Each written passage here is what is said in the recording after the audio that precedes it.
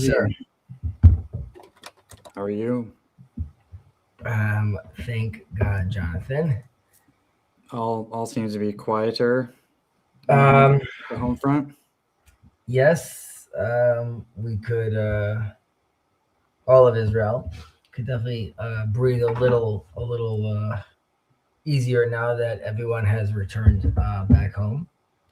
Um, so that, I mean, that was very, very inspiring as well. It's a whole other conversation, but yes, generally speaking, things are doing well.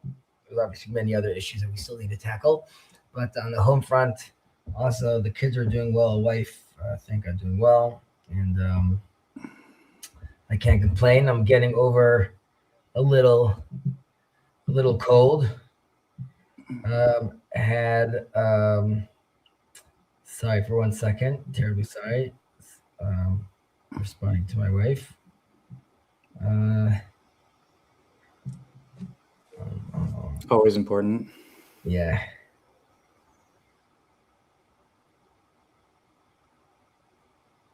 You know what? I'm not even gonna say it. Anyways, I was gonna ask her for a favor, but then I'm like, no, she's gonna give me that face of like, why can't you do it I'm yourself? in I'm in the bunker talking to the goyim. Right. Do it yourself.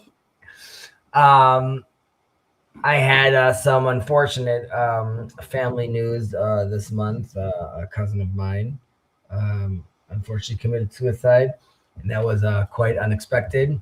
Wow. Um, and obviously horrible. And in other ways, it was very inspiring. Um, in Judaism, you might know there's something called. I could also put in a. I could put in a link, by the way. Uh, where is that over here? Okay, copy link, comments. Um, anyways, so there's the Shiva. There's you sit and mourn, and during this period, which is also just a very interesting period, the fact that the halakha, the Jewish law, sort of forces you into this moment of, and specifically also, there's many commandments that you don't need to keep. Right? Don't be putting on your phylactery, for example, in the morning, because the job right now is to be the one commandment you do need to be focusing on is on mourning right now. That God wants you to feel that loss, and it overrides the other things that you have at that moment. Sort of like Shabbat is is allowing you to, because of the sanctity of the day, it trumps certain things. So too does morning life. That's true also with ending that period as well, right? There's an 11th month period where the children say Kaddish, a prayer to for for the deceased. However, even that ends as well. You can't be mourning forever, and the Torah obviously wants you to move on and live on.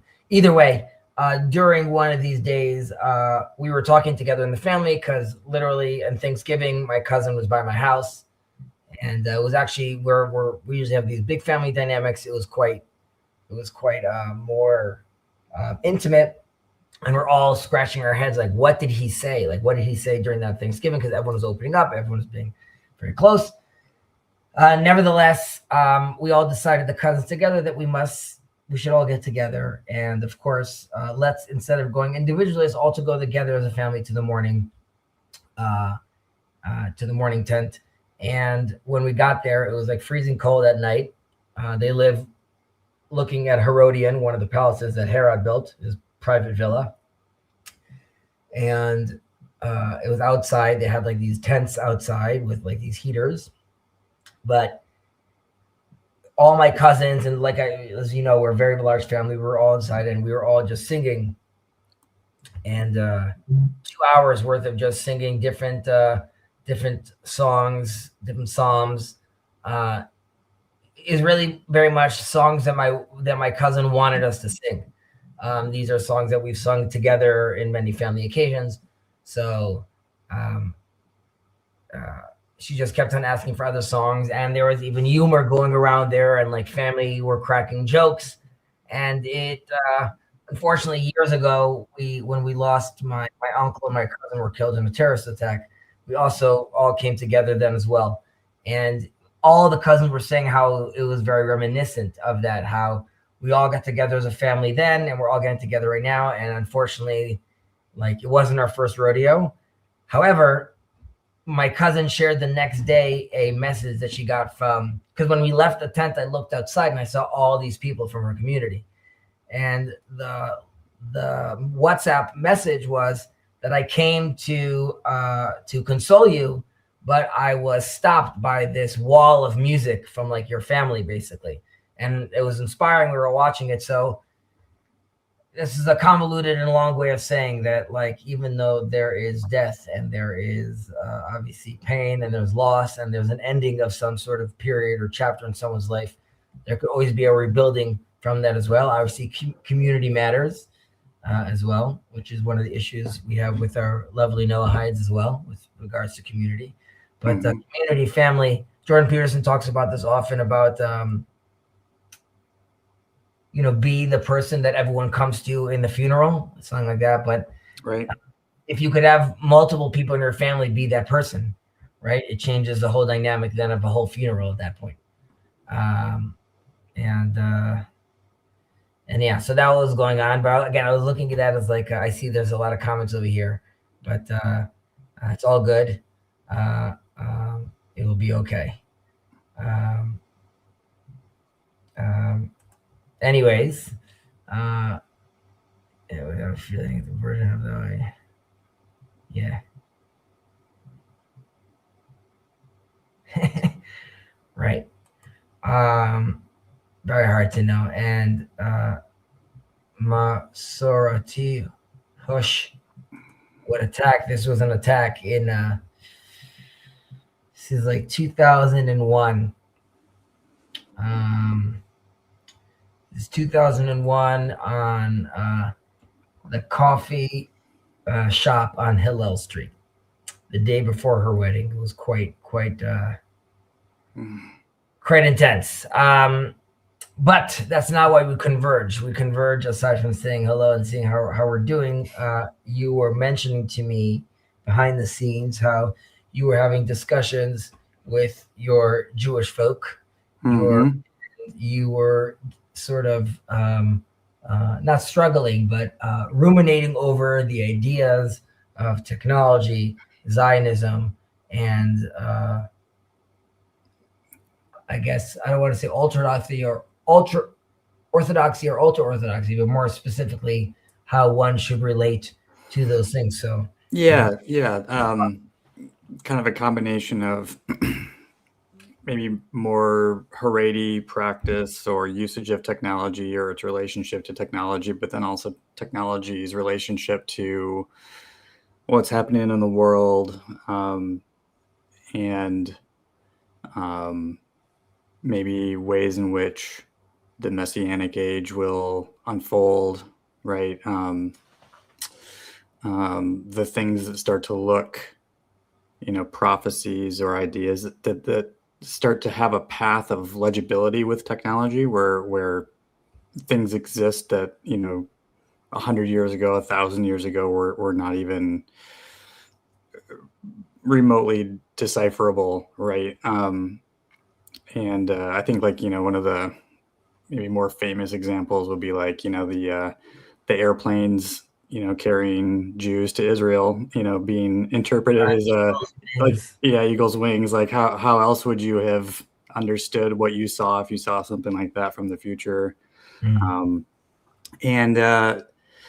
I think it came up in a conversation with Jacob, and I don't remember how we got on the subject, but just kind of like there's a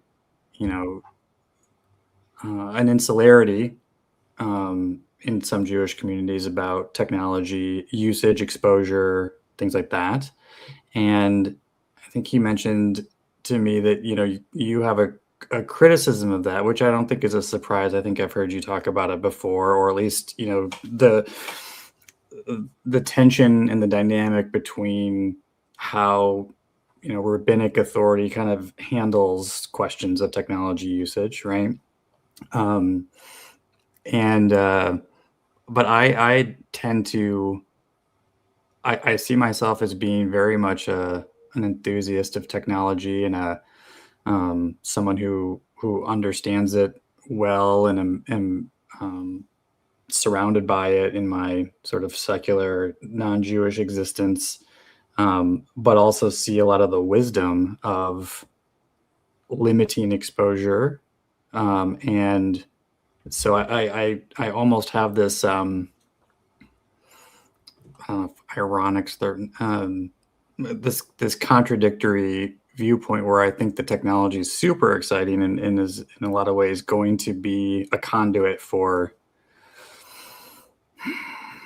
divine plan and revelation, while at the same time recognizing that it's incredibly powerful and potentially dangerous and risky. And so, yeah, I guess I wanted to kind of get from your own, in your own words, what you thought of that position that Jacob sort of imputed to you.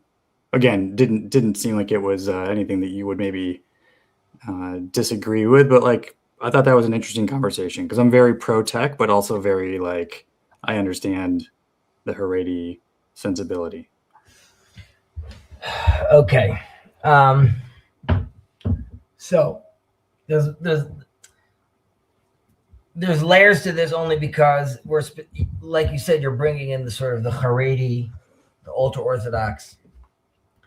And I've sort of, it's like my view in contrast to their view, but there's sort of, I would say, there's my understanding of, let's say, our view with technology. It's less about technology. It's more about anything that you use in this world, really, any tool ultimately needs to be channeled towards the divine, right? Towards God. Mm-hmm. We are definitely, well, I guess let's take a step back first of all. Let's just put these things in context, which is us humans, right? I'm specifically talking about me as a Jew, but and our mission to that the nations of the world will be blessed through us. Having said that, every human individual, from Adam, God is looking for a co-creation story, right? There's this famous midrash about, unlike Prometheus, right? I've spoken about this in the past. We don't steal the fire. God gives us these two stones, tells us to knock it together, tells Adam to knock it together to create the fire, right? We have the famous verse about Adam naming the animals as well. Mm-hmm. And, unlike or even when God says, "Let us create man," he might be talking to us, you and me, all mankind, yeah. All creation. That I would say there's you could go down a route like that. There's a different question of like if you're looking at the Bible also as a science book, which would be like mistaken, I believe. Mm-hmm. So I'm saying I'm not going down that route, even though you could look at, there are certain things that you could decide to look at from how people interpret things in the Bible and then start correlating them to science. But I'm putting that aside for a moment. Sure. Which is, there's clearly action that human has to deal with, right? God tells Cain that evil's lurking at the door, right? And he's going to have to rule over it, control it. It doesn't mean does he need to ignore it or subdue it. It doesn't mean that it needs to just disappear. It just needs to be something that you need to contend with ultimately. And all the way to the fact that we're humans in a human context. So even the simulation that we're playing, right? The high priest is covered with gold because that we're recognized that we're not alone. We're players in a game which has rules, right?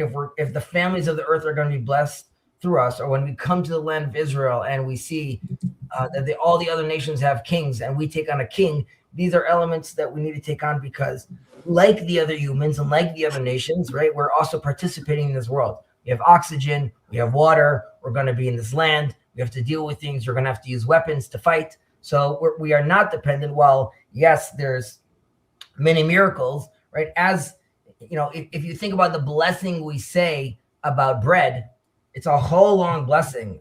Like there's post eating bread. There's something called the Birkat Hamazon, which basically is a very important blessing that once you eat the bread, you make this whole long blessing. The other blessings, like eating an apple or something, that's is much shorter. Now you would ask, why would there need to be such a long blessing about that? We say that thank you, God, for basically bringing the bread out from the ground, right? Because it is us. I planted the seeds and I watered it and I took it out and I did all this work, right? Nevertheless, that's exactly where you want to remind yourself that ultimately it's from God, right? Because I'm going to be investing in doing so much work. And as technology, enlightenment, modernism really kicks in, so you could see how that also caused a very big shock to the system. And modernity and the sciences, we also see this already with Galileo, right? With the church having their own versions with now his findings up to a certain point, right? They are obviously financing these ideas. At some point, it starts to cause some tensions. So Judaism as well is affected by this. And as a response to modernism, right, and the fears of modernism, Judaism has different paths that it goes by, decides how to deal with it. There's the reform. There are also those, like in Germany and in Europe, that decide to create fences. Now, this is something that is already a tool that the Torah allows for, to create certain fences. However, Haredim, or the ultra-Orthodox people, are confused sometimes, looking at that as like that's the OG version of Judaism, or that's like, if you ask even like an anti-Semite to draw a Jew, right, it's going to be the long side locks and the black hat on their head, right? Thinking that that's how the Jewish looks, right? Mm-hmm. It's not true. So even when we talk about the Haredim, we're looking at a phenomenon that exists as it too is a modern reaction to modernity, right? So they're very progressive in their own way, with changing many things and making certain decisions, which we could argue, or Jacob would argue, famously by the Khatam Sofer, with his understanding of how to deal with electricity, right? Which had grave ramifications on Shabbat. So there was a decision, because of modernity and because of modernity and because of, hello, Andrew, and technology as well, and the rapid change that was happening to society. And because society also too, I would say psychology and humanity as well, and if those humans are changing and interacting, that means they're also going to be interacting differently with their religion. We decided to make more harsher lines in the sand. Okay. Yeah. And because of that, we have to deal with a question of like, how are we embedding technology? So that's number one, just to do a certain framing. I'm zooming back again to the time of the Second Temple, and there's a famous discussion in the Talmud. Aside from discussing Jesus being in sacraments, right? There's other things that the Talmud discusses as well. I know that's like on every channel today for them anti-Semite. That's all the Talmud spoke about. Aside for that, it also talks about there's a discussion. Look at these great roads and look at these great baths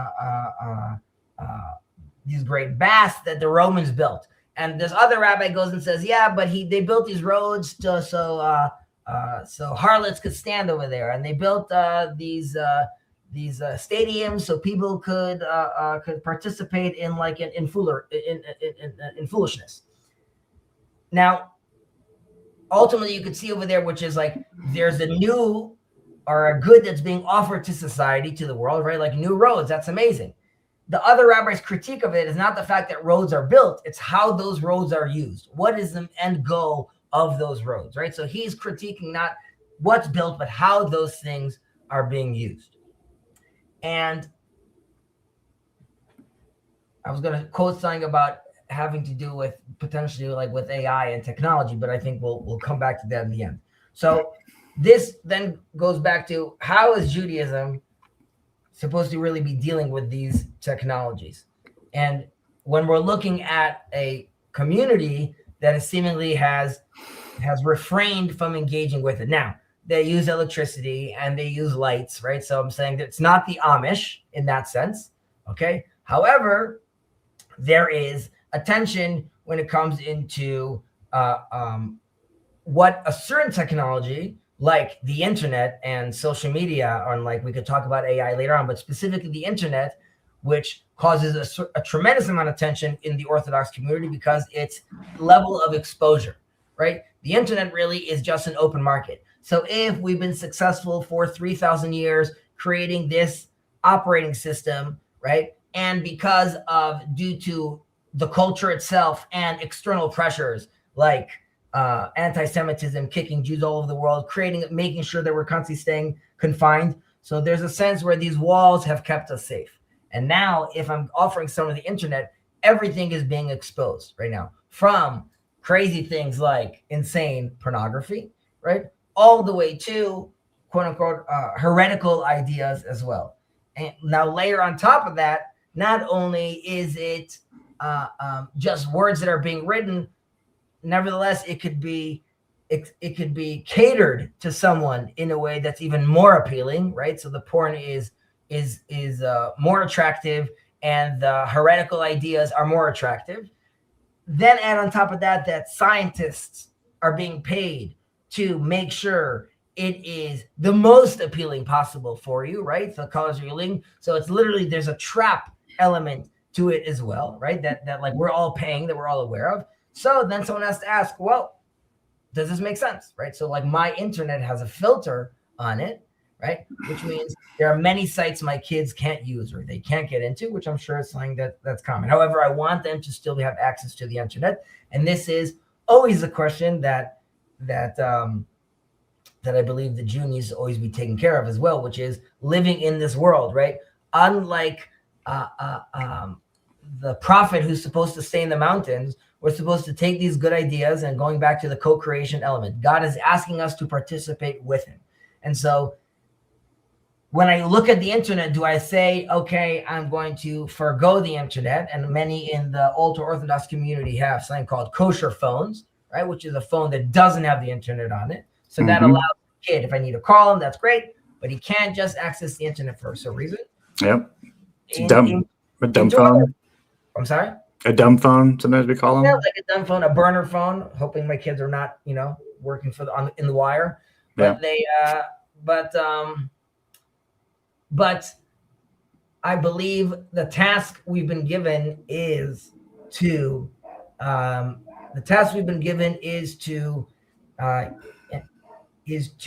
at least attempt to get to the point of, when the lamb lives with the wolf, right? The idea is that you could blend these different things together. The whole idea of the plague of Barad, of hail, right? It was fire and water combined together. In a sense, God is responding to Egypt and saying, while you are theologically very advanced, and that's why you are even it's an honor to even get plagued by God, right? Because you're getting to witness. Nevertheless, you're witnessing the glory of God just by the fact that I'm letting you experience these miracles. However, your moral standing is very low. You think you got to this place where you're ready to get to this. You're at the apex of civilization. At least Pharaoh thinks that. But that's the claim that Isaiah is making of the sheep will be with the lamb, right? And if you're really ready for that, then you should be able to handle fire and water together. Nevertheless, you're not ready to handle that, and it just causes devastation for you. So now my claim is that we've reached that point. But our job is to constantly be moving towards a place where, and that's obviously the tension, where can we take these ideas and navigate them towards the right way? And this really brings us towards the AI question, which is, and this actually, I'm going to go to this quote of Rabbi Kook. He's specifically speaking about the resurrection of the dead, but it relates to also your question about, let's say, sort of messianic understandings of things as well. So you'll if you don't mind. He says as such: it is not far-fetched to imagine that such a development will come to pass, whereby through alignment of the perfection of the human wisdom, together with the most exalted moral holiness, a solution will also be found for the eternity of life and its becoming. It will further pass on to become a soul-bearing force, returning also to revive the dead of the world. And so it appears from the words of our sages that the destiny of resurrection of the dead will come through perfected human beings. However, one cannot imagine, even in the most blessed time, a perfection of wisdom without the most exalted moral aspiration. And the only great sage and holy righteous person, and only a great sage or holy righteous person is fit to rise to the level of resurrection of the dead. And they said, in the future, the righteous will revive the dead. Right? So in this controversial line over here, what is Rav Kook telling us over here? Right? He is in a certain way telling us that, religion can use and science could be a tool for achieving this element of resurrection of the dead. Now, the AI or the CRISPR technology that we're using, that will allow us, that already started in 2018, and whether it's 10 years or 20 years, we're going to get to a point when you can make designer babies. And once I'm making designer babies, we're talking about longevity. Now, the idea is that we try to heal sickness and we try to fix water leaks. Why would we not also try to perfect, right? And this is in every culture, someone's trying to get to the Holy Grail or to the tree of life, right? Why would I not do that? So we could maybe get to the place where the wisdom, right, as in our technology, our science, we figure out the matrix. We know the sequence of E equals MC squared. We understand this right now. But the difference between making that necromancy or making that the resurrection of the dead would need to be, are you the tzaddik, right? Are you, and I'm just repeating this again, come through. However, one cannot imagine even the most blessed time of perfection of wisdom without the most exalted moral aspiration, right? Which is ultimately we need to be the righteous person, right? So, and Jonathan Bezos said something similar to this when he was talking to John Vervaeke, which is like the AI that's being developed right now is being developed in Silicon Valley by people, microdosing, right? It's not being by like a monk or some rabbi or some church father in some in the woods somewhere where all holy people. So this is always our battle with technology, and specifically now when these big questions are coming back to us about, okay, we're dealing with technologies that eventually really affect and how we want to go about these decisions. We should create a moral baseline. And to create a moral baseline, we need to go back and ask, what is morality? How do we actually make this decision? Whether it's Christianity or Islam or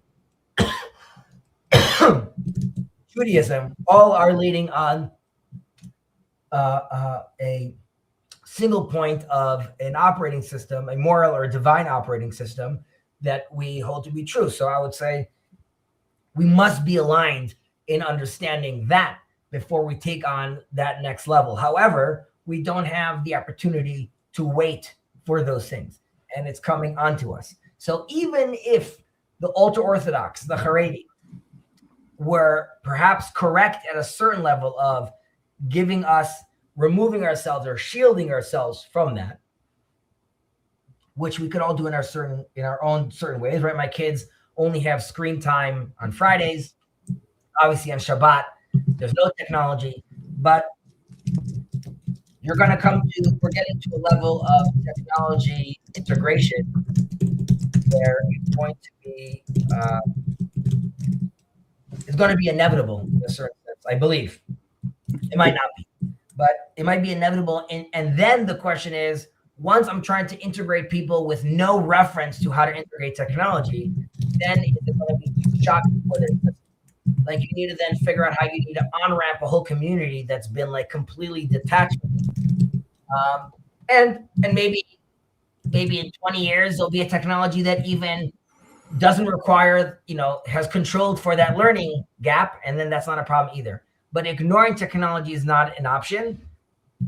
It must be harnessed to do the right things, to use it for moral things. And that's why we can't ignore it and not be part of the conversation. We have to be steadfast in our convictions and then deal with the things as well.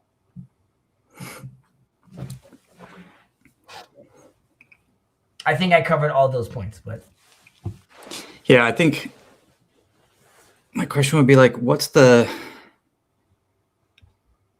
boundary at which refusing to engage or staying insular actually does harm, and how does that harm manifest? Again, sorry, one more time. So like if you refuse to engage with, say, technology, right? Yeah.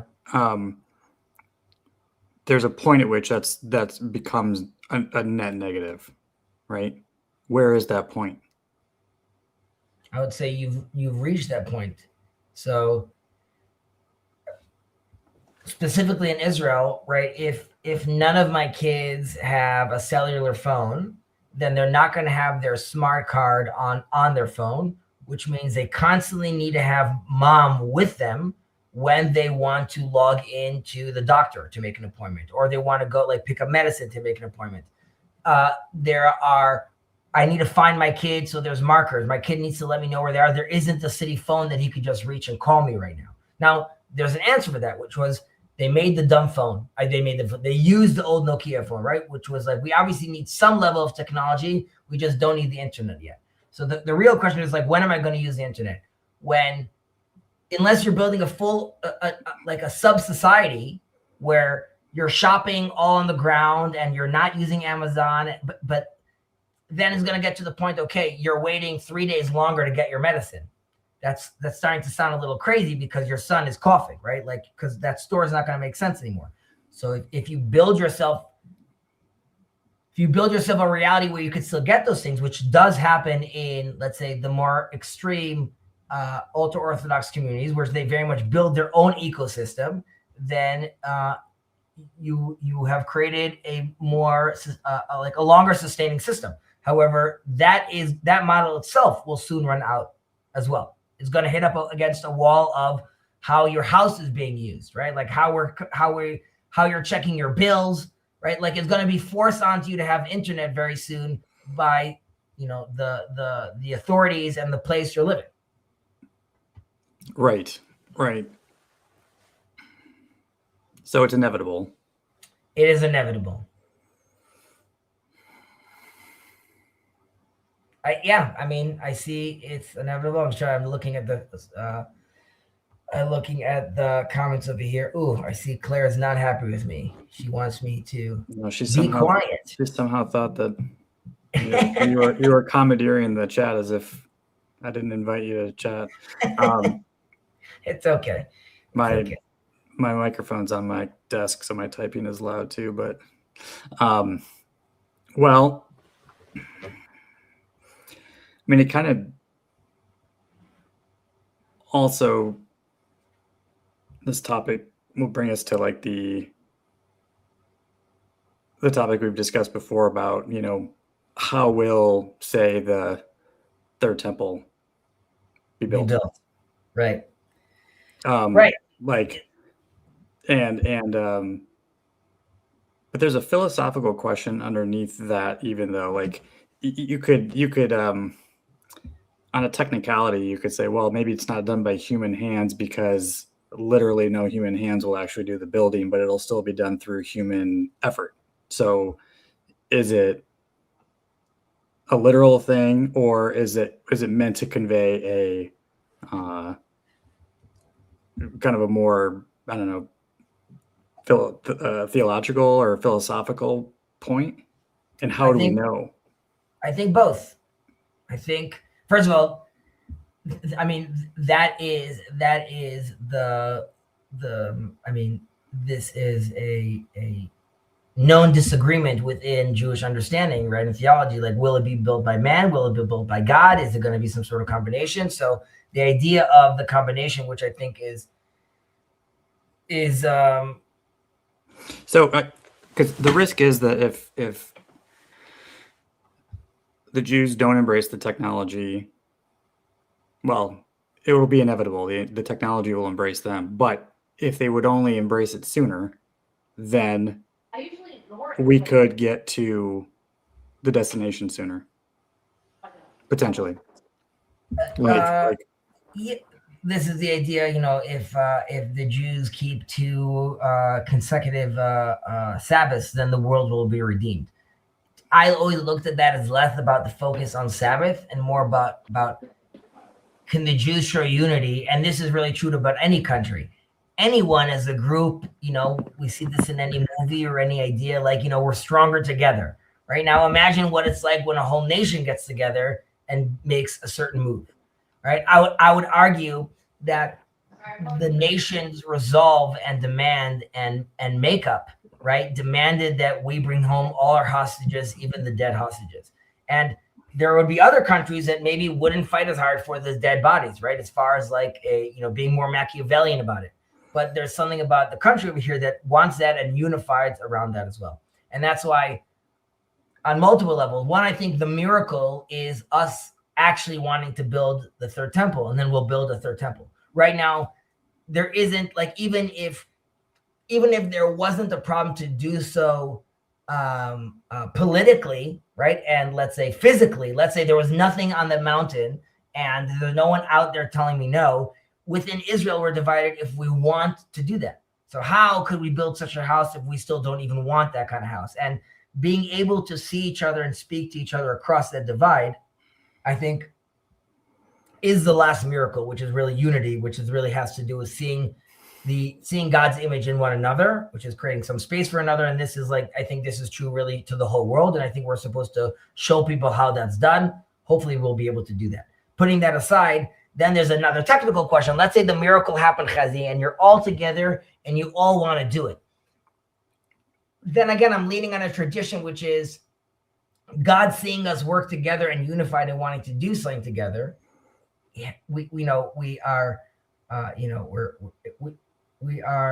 not prophets, but we're sons of prophets, right? In that sense, like there's a prophetic, you would hope that there's a prophetic tendency that we would all have together, that we want to be doing something, that we're oriented properly. Then you could talk about different technologies, right? Like, you can't use certain metals, right? Because they can't become unholy, and how you're actually going to build this temple. So then it could be a mix of something that to us seems miraculous, or we can't put our head around it. That doesn't mean that then you don't find out later. Like, and this goes back to what I just quoted Rav Kook saying. It doesn't mean that it's not going to happen through human wisdom or human ingenuity, as far as like, if they figured out fusion, and based on fusion technology, now we power everything else to build it, right? But like, but fusion technology, like, I would say the fact that you got together and built it and financed it, and everyone realized how to use this technology for a better purpose, that is part of the miraculous idea that we're putting together. And then you could do that. So it's harnessing those technologies and doing that. We don't see that happening right now. You see now, anytime a technology gets, and yes, people talk about, I'm going to use Tesla's chip, right, to help the blind see. Right. So is that the focus? Is that what we're doing? Are we pushing that into policy? Do we want to heal the world? Is that like why we're using these tools? And if that's our mode, then I believe then we can harness it for good things. And yes, and then build those things. Yeah. By the way, this specifically goes to the question about also, let's say IVF, right? Which I think that the Catholics probably have a harder time, if I understand correctly, with this. And I think in Islam and Judaism, I'll specifically talk about Judaism, ultimately the game is life. So whatever could preserve life or bring life, that's what we're the side on. So like, while the ideal is the natural way, and you would go through different processes, but if you could control for Tay-Sachs, or if you could control for obviously diseases or certain issues, then Judaism is most probably eventually going to get behind that, right? And that is because we are pro-life. Now, you have to arm yourself with a moral system to then decide how do you go through these gray issues. But there's no, like you said, there's no ignoring it, and by not claiming it, we leave room for it to become corrupted and be used as something horrible. Yeah. So I actually have two questions for you, Hazi, if that's okay. So the first question I have for you is related to the thing about the temple. Am I breaking up or? No, what's up? Okay. So my question is, Correct me if I'm mistaken. However, I've heard from some lectures from some rabbis that the consensus throughout Orthodox Jewish history is that the temple will only occur during the Messianic period. And so, even though there are some religious Zionists who believe in building the temple with human will, the consensus is that it will be done with divine will. Is that a correct representation of the Orthodox Jewish consensus throughout history? Again, throughout history is a bigger problem, because how far back are you? How far back are you going? I Because guess ever since focusing on the third temple is something that happens like really like later on, right? So I'm saying that's, once we're kicked out, like they're not thinking about the third temple during the first temple, obviously, correct? Yeah, but I guess it would be ever since modern day Orthodox Rabbinic Judaism became established. Right. So I would say that the fact that the third temple is going to be built by God's hands, there isn't a consensus that's just going to be by God.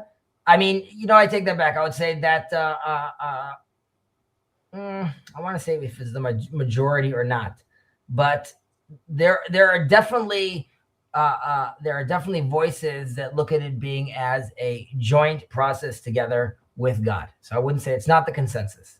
Okay, fair enough. I was just under the impression, because of some lectures from some rabbis I heard, that it was a consensus, and that the idea of humans trying to initiate the building of the third temple was a minority view. Well, yeah. Well, I'm saying you can't.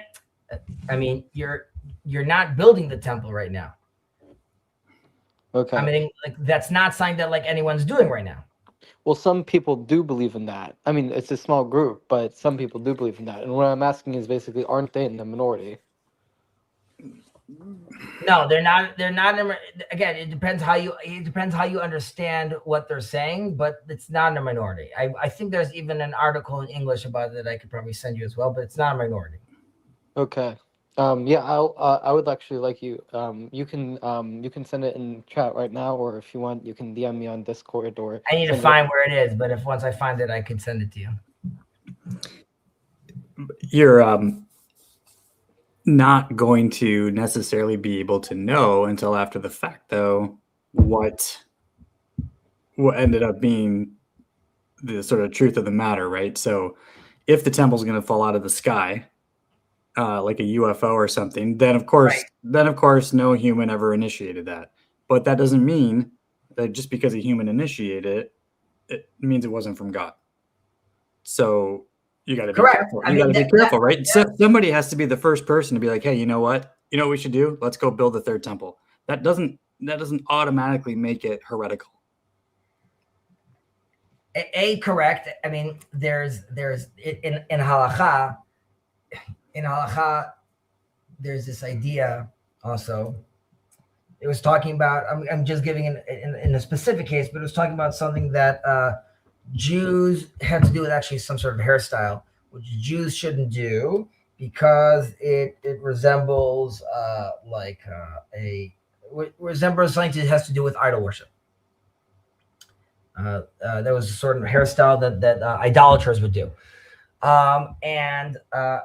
Then it basically says that at some point when a majority of Jews start doing it, then once it passes sort of like a tipping point, then it's no longer culturally considered as something that the idolaters do, and then it's not a problem anymore. Then you ask yourself, like, okay, what about the first 10 people that did it? Like, are they retroactively now, like, sin-free? Because like now once it became the consensus, it's no longer a problem. And this is also why the rabbis are always reactive, right? A rabbi is not going to come out right now and say, like, today I abolished this. We're more lenient about this thing.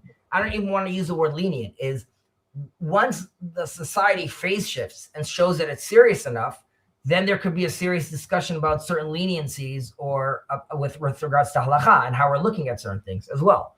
So you could come and say that this is not for heaven's sake until it gets to a critical mass where it is for heaven's sake. And then at that point, that's my point, saying, like, in my eyes, the miracle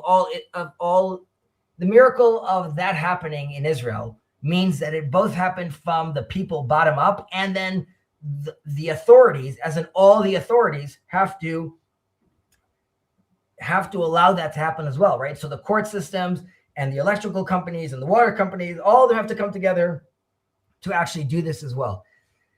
That is a miracle, right? That, and you have to ask yourself, and like, if unless you're saying like, no, the miracle I'm looking for is, you know, outside of nature, so to speak, right? I want like the sea splitting. And then too, you could talk about how these are all things that could happen naturally. Miracles are all about, and this is an idea that is expressed in Judaism, a miracle is more about the timing of these things, right? The fact that the timing happened exactly then. And when all these things occurred is what makes it so miraculous, right? And in that sense, if that's happening at that point, right, then I would take a step back and say, okay, so if the timing of all of this happening, right, and this goes back to your question of why I at least believe that we're living like, you know, biblical times right now, when you're looking at the map that's happening around you, when you are thinking about the ideas of the wars that are going on, the technologies that are being used. So right, then you have to ask like, what is going on, right? What should I be looking at these things? And at the same time, you have to weighing the fact that King Hezekiah could have been seen as the Messiah. The reason he wasn't the Messiah, though, was because he didn't recognize the miracle that God did for him, and he didn't sing thanks to him, right? God intervened, so to speak, and fought his enemy. Yet Hezekiah took that as sort of like a natural win. And that's a problem, right? So when we have an insane amount, hundreds and hundreds of ballistic missiles being shot at Israel, and of course it has to do with technologies and Jordan and other countries also helping us with protecting like a shield wall from that. Nevertheless, the fact that that works, the fact that there's like a 90+% success rate, the fact that things that fell almost hit nothing.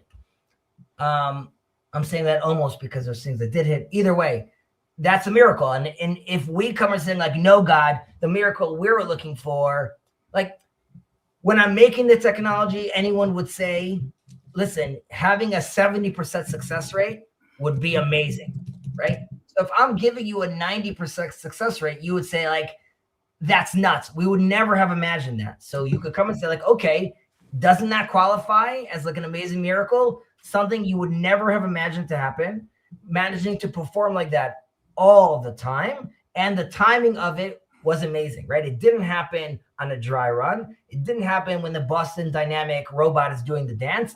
It happened in go time when it had to happen, when all the missiles were shot. That's when it had to happen. And it all worked out every time, right? So that seems curious. But then people are like, no, that's just like, you know, it's impressive, but like whatever. They're like, okay, so then it's a question to us. Do we really want it, right? Do we want to be redeemed?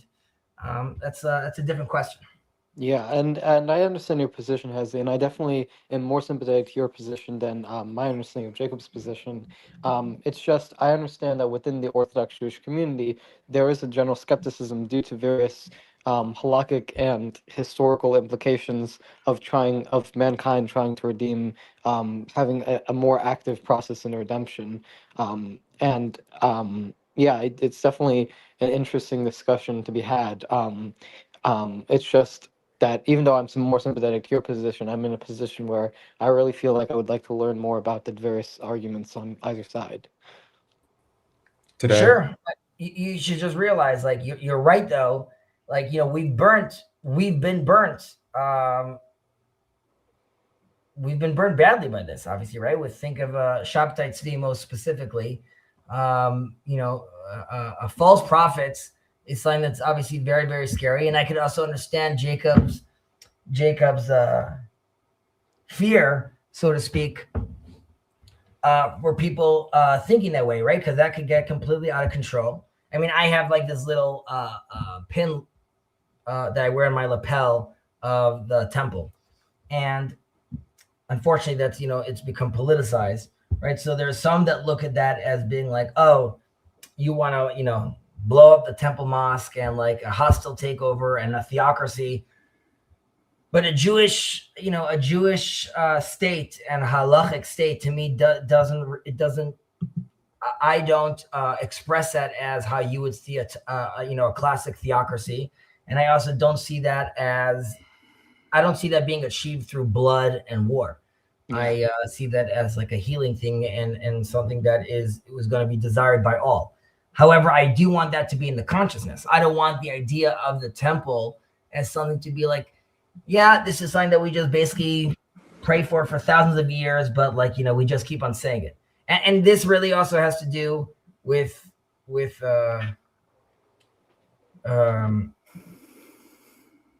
this also has to do with the fact, that we're in a war right now.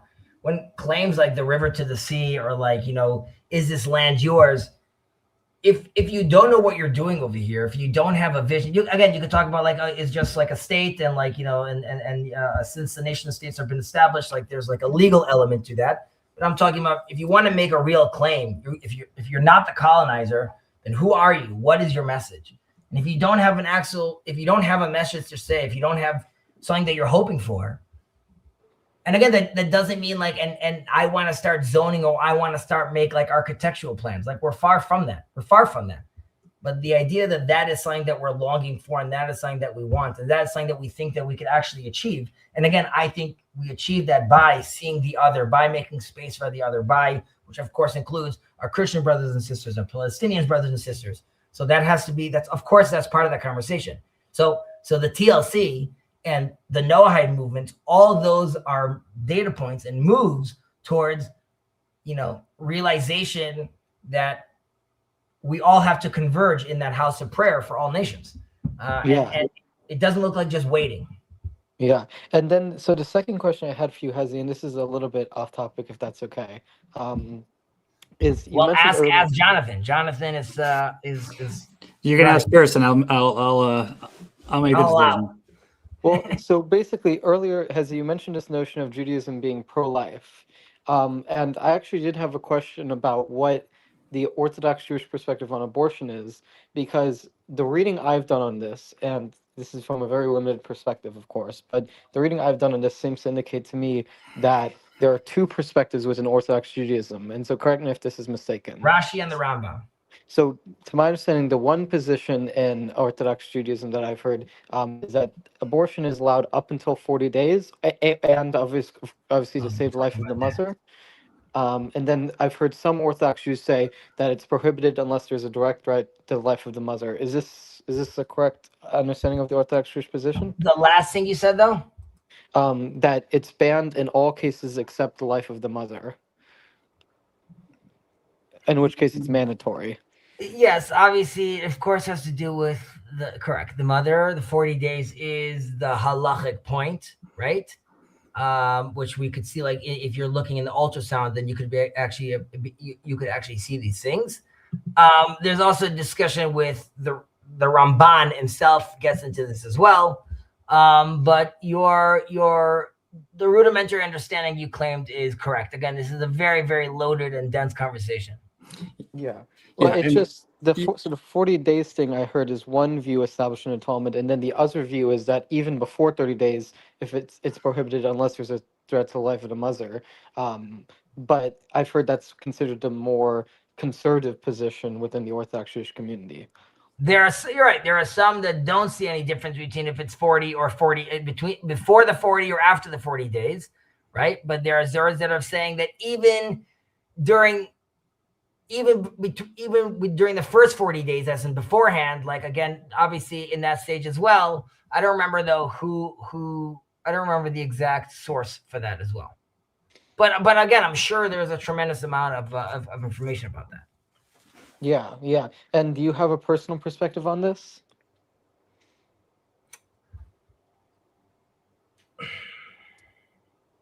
Just plead the fifth. Why do you ask, Kirk? I think the context. Kirk, obviously. Kirk, did you get somebody pregnant? Yeah. No, I don't date. I don't know. You're asking some funny questions here. Yeah, I don't know. That's real on the nose. Kirk, you got to talk to someone. So I would probably be on the more, I would say, progressive side on that end. Okay, so you would say that if it's before the 40 days, that it's okay. If all the wife's involved, the history involved, the other kids are involved. There's many other questions involved in making that also, decision. are we Jewish in this scenario or not? That Correct. often matters. There's, I Yeah. mean, it also, right, there's discussions about that, about Noahides as well. But I'm bringing us back for a moment to the discussion again about the temple, where the three main opinions are Rashi, again, that I remember, and if anyone, or you could look online, you'll find that there's more, but there's Rashi, Rambam, and Ramchal. And Rambam clearly states that this has to be something that we are doing. I mean, Rambam holds that the holiness of the temple is still there right now. Like when the Rambam talks about, let's say, the halachot of Pesach, he gives the classic halachot that you see in other halachic texts, but then he suddenly goes into preparing the actual sacrifice, which everyone else stopped talking about. But as far as the Rambam's concerned, like, our mindset should be that, like, any moment it could be built, but and he doesn't even specify that it is that a prerequisite is Messiah, because he mentions how that the order of Messiah, the temple being built, these final days of redemption is not something that we know. We don't know the exact order, but he says that when we're in the position to build the temple, we should build the temple. Rashi famously says that, the term you're using, that is going to be from the sky, and it's already going to be fully built. And I always joke around, as someone that is in construction, who's setting up the Wi-Fi? How's all that's happening? Like, it's just being dropped down and like everything's being connected automatically. Sure, it seems like an unnecessary miracle that would be happening, but of course that could something happen as well. The Ramchal looks at it as being both of these things that are together as well. That, like, if this is like, there's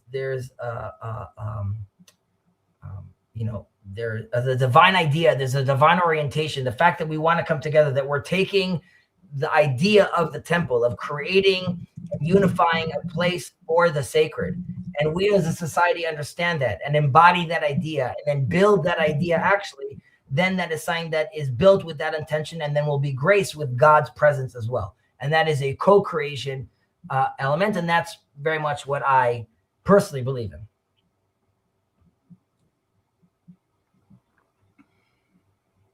How you doing on time, Heather? I still got some time. I didn't hear from my wife yet, so. Yeah. Hey, Oh, real quick, is Benthorpe even allowed to be on here? There he is, Kirk. Absorb a lot of BI here. I don't know. I guess we'll see. As long as the conversation stays focused on the topic that Jonathan wanted to discuss, I see no reason that people can't be invited. thanks. No. Talk. So, a question, Hezi. What is how are we going to get 2 Shabbats in a row? Like, how does that actually get done?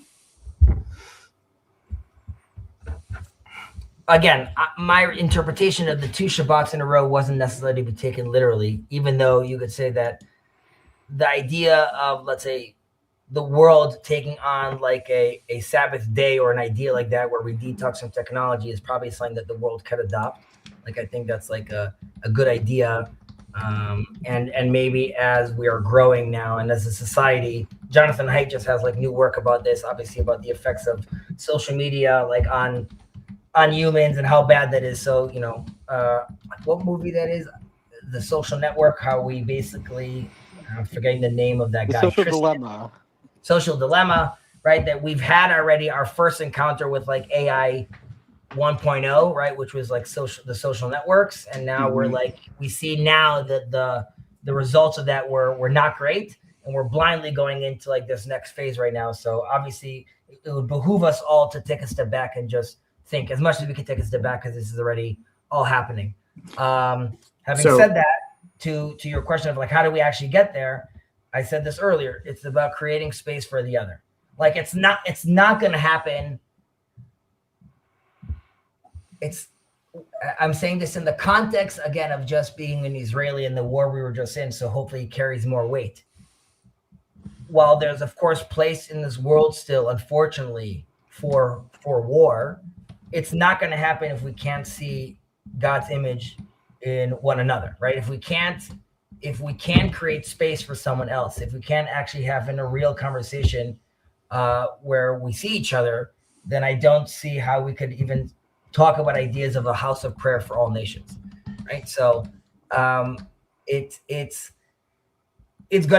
ultimately gonna have to be in policy and politics, which really means in leaders, and also means ultimately like in communities, and that really starts as I'm an Orthodox Israeli American Jew,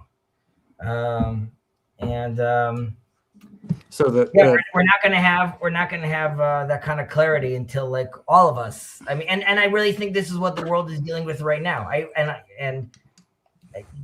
Just to digress a little, I even see like the rise of let's say a Nick Fuentes as like a data point to that, which is like there's a lack of meaning in the world, and people want to be identified, and you even see this in ICE, right? People wanting to know who they are, and people want to know who the other is. And I think this is true also about Jews specifically. Like we need to say truthfully who we are. People of the world need to know who they really are themselves, and so we could actually have a real dialogue with each other. And then once that happens, perhaps we could actually build bridges. But we need to be interested into building bridges. And right now we're still in Babel, right? And that just leads to the tower falling apart.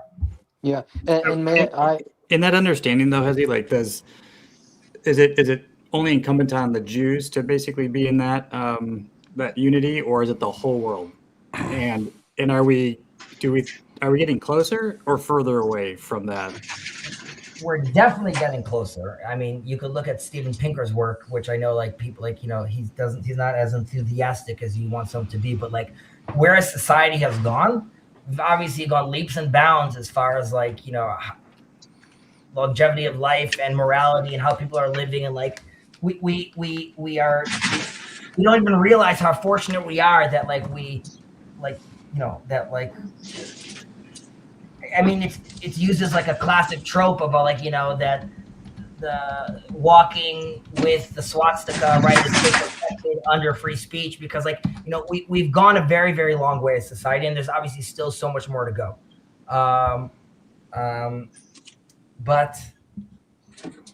But the answer is, and you're asking me, Jonathan, as far as like, so sort of relates to this, the Jewish mission. I believe the Jews have the responsibility of showcasing this so the other nations of the world can be blessed through this. And obviously every other nation has its own chosenness that he is supposed to show the world. There's the chosenness of the Americans, of the Africans, I'm saying the Caucasians, the Africans, the Asian, everyone has their chosenness. Everyone has to shine brightly properly. So really it's a global mission. Everyone at this point needs to be doing this. I would argue that through Christianity and through Islam, much of God's wisdom already, I would even say in some of the Eastern religions, has been promulgated throughout the world. So hence it's much easier for us now to ask everyone to phase shift and demand more. But yes, do I think you're asking me about like, all I could do is in my neighborhood, in my house, and of course in my country. So right now, and sorry, Jonathan, why it matters and why your question matters is because we could see the Jewish state, for all intents and purposes, right, is, and these are for pros or cons, depends how you're looking at it, is turning into a superpower in its region, right? That has ramifications to the whole world. If it's selling weapons, for example, to countries that are doing war crimes in it, that's a real problem, right? Like, how is that happening? Right now, I could, while at the same time, I could argue for certain acts of war. There's other things that obviously, if you are supposed to be representing God's people, then that's also a problem. So, this is a demand that, of course, does require, I would say, from the Jewish people to orient properly from the individual, household, neighborhood, community, nation itself. And I'll end on this note, which is, it's in Hebrew, it's the families of the earth will be blessed by you. We are supposed to revert back to the model of families. Even from a nation perspective, the ideal, the relationship is supposed to be familial, which again, I gave the example with the hostages. We want the familial bond that would then push a whole country to fight and protest to make sure that everyone comes home, including the hostages, right? Like Israel sent out a mission to get one body back. Right now, soldiers crying. This was healing for the whole country just to get this one guy back that no one even knew. But that is a familial bond that you're seeing manifest in Yeah. Actually, I can't quite agree with this. Chesney, can I ask you a question? Just a basic question. I just come as a humble inquirer. I have been trying. I'm familiar with Fuentes, like kind of stuff, and I have yet to get a clear answer. But maybe there is none.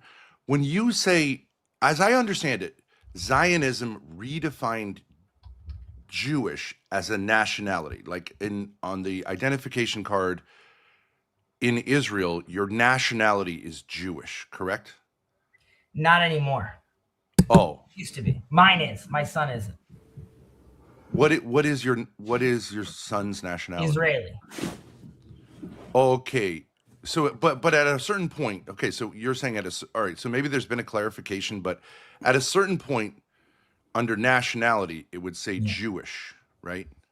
Well, because it's tough. It's an ethnicity. It later on also takes on like elements of a religion as well. Even though there's religious elements to Judaism, it's first a national mode. I mean, it's taking out of the land of Egypt to be brought to the land of Canaan. That's the mission statement. Later on, almost as an aside, guess what?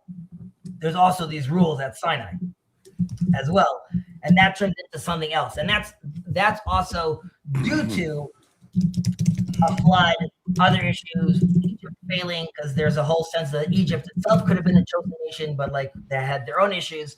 But I would say the mode was always national. Later on, there's religious elements that are also get added onto that as well. Okay, are you speaking? So I understand there's no like Pope in Judaism or among Jewish people, and it's not even clear whether it's political, whether it's Political too. Okay, but what I'm saying is, help me. But you're speaking from a certain perspective, or you're saying all, like this is a general No, understanding. I'm speaking from a certain perspective, specifically with regards to, let's say, Judaism.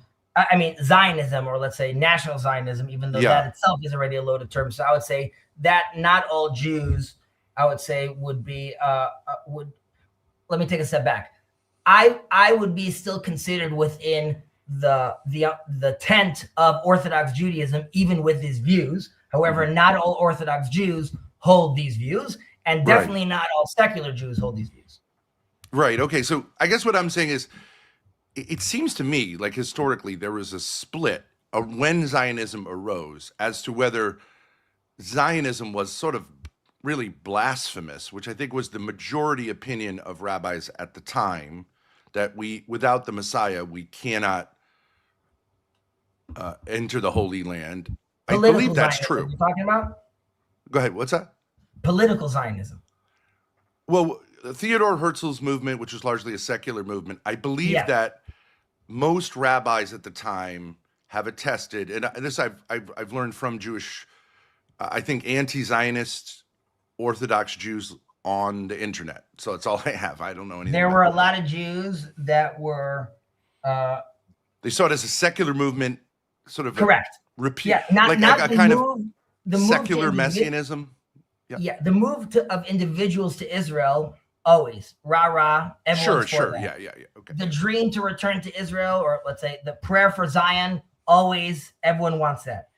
The move that Theodor Herzl did, right? The secular move of Zionism got a lot of pushback. Later on, throughout that process, it got there was an acceptance to it, seeing it through a religious framing at that point. And then later on, there's another movement of once the state of Israel now exists, that then sort of swayed some opinions, because something that some people were against, also because like it seems improbable, once it became actual, then that changed some opinions. But yes, originally there was pushback to that because the sense was that we don't know how to, we're not able to do that, and also religious elements to it, which is who are we to do this? Going as far as people saying that, there's a famous rabbi, Shimshon Raphael Hirsch, who said that, our job is to be, we're supposed to be Israel as individuals amongst the nations right now, like, the real land. And obviously the reform movement went down that line, route as well. I think I understand what you're saying. My problem is that, or my question is, so I would say that the more pious Jews, from what I understand, but maybe it's just like the leaders, it seemed like to the extent to which you were religiously Jewish, you were opposed to this secular movement, which was mostly atheistic, which was kind of saying, we're going to do this thing that the nations are doing, right? Like following kind of nationalism from Europe. And we're going to do it. We're going to be like, kind of like, they never claimed there was a Messiah that was leading them, but they were kind of secularizing the Messiah to be a secular, anti-religious almost movement. And then I get that it kind of got blended in, but what I'm saying is, what I don't understand is, how does that get like made sense of? Because it seems like that would be a rift.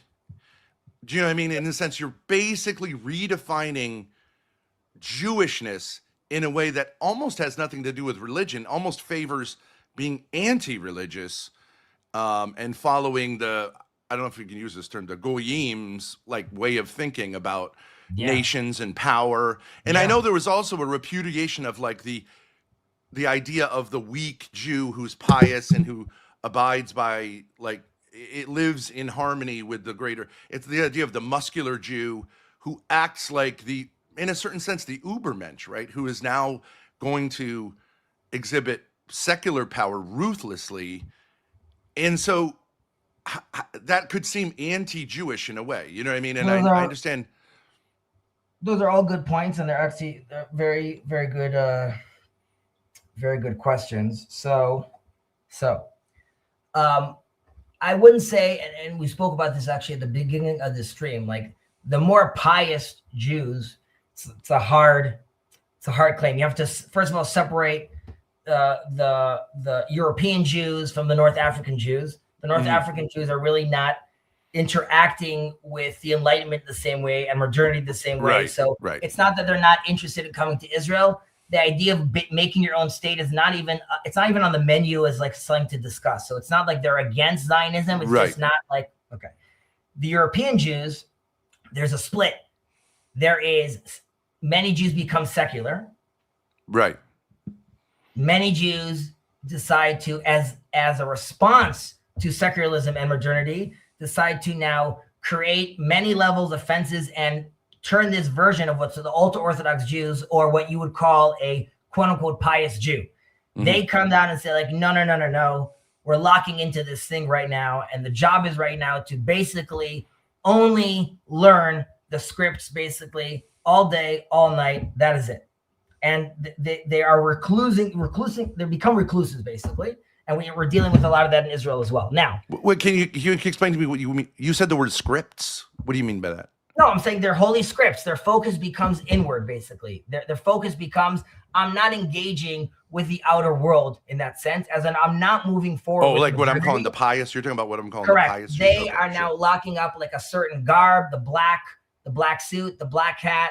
There's a certain sort look of embracing the ghetto-ishness of it. That is the model that gets kept, basically. Okay. And we see that through these other movements, right? Communism, fascism, like all these with a lot of promises. It's devastation. It's the devil's work. Hell no. Then comes this assault. 1 second. Secular Jews are now telling me we're making a state called Israel in the land of Israel, but we're not Jewish. We're Hebrew. And this whole secular conversation. So not only are you coming to Israel, rather, you are governing yourself with a king, and that king is not even God or like the Messiah. It's like a secular thing on top. So this is horrible for Oh, example, openly some- secular, right? Like not Correct. even pretending to be openly secular, pious. and this Yeah. is also like for someone like Jacob, the owner of this channel. This is horrible, right? This is horrible. Now I say like we're very close because both of us understand the importance of the nationality and the political element of it. He would say you're too soon, and that's why anything that's not a divine version of that is a complete no and an abomination. You're too what? Soon? When I'm saying he's saying you're too soon, as in yes, there should be like when Messiah comes, he'll Right, rule right, as right. king, Okay, yeah, and then we'll gotcha. have a rule. But until then, You're jumping the anything gun, else- kind of. correct is nothing. Okay. Now, Yeah.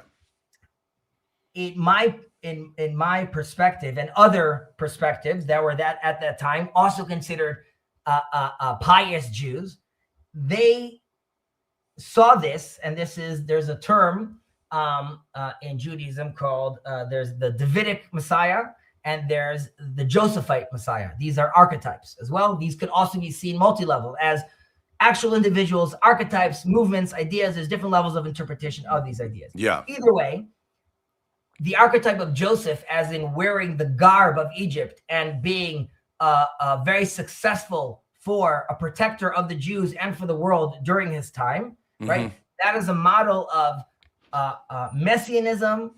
Well, not messianism, a Messiah that is coming through secular tools or through secular movement, as in it's not one that is represented by quote unquote a Jew or by what would classically be seen as Jewish symbols, but it's wearing other symbols. So, or when we speak about Messiah coming in on a donkey in Hebrew, the word donkey means chamor, which also means material, as in someone riding the material wave, so to speak.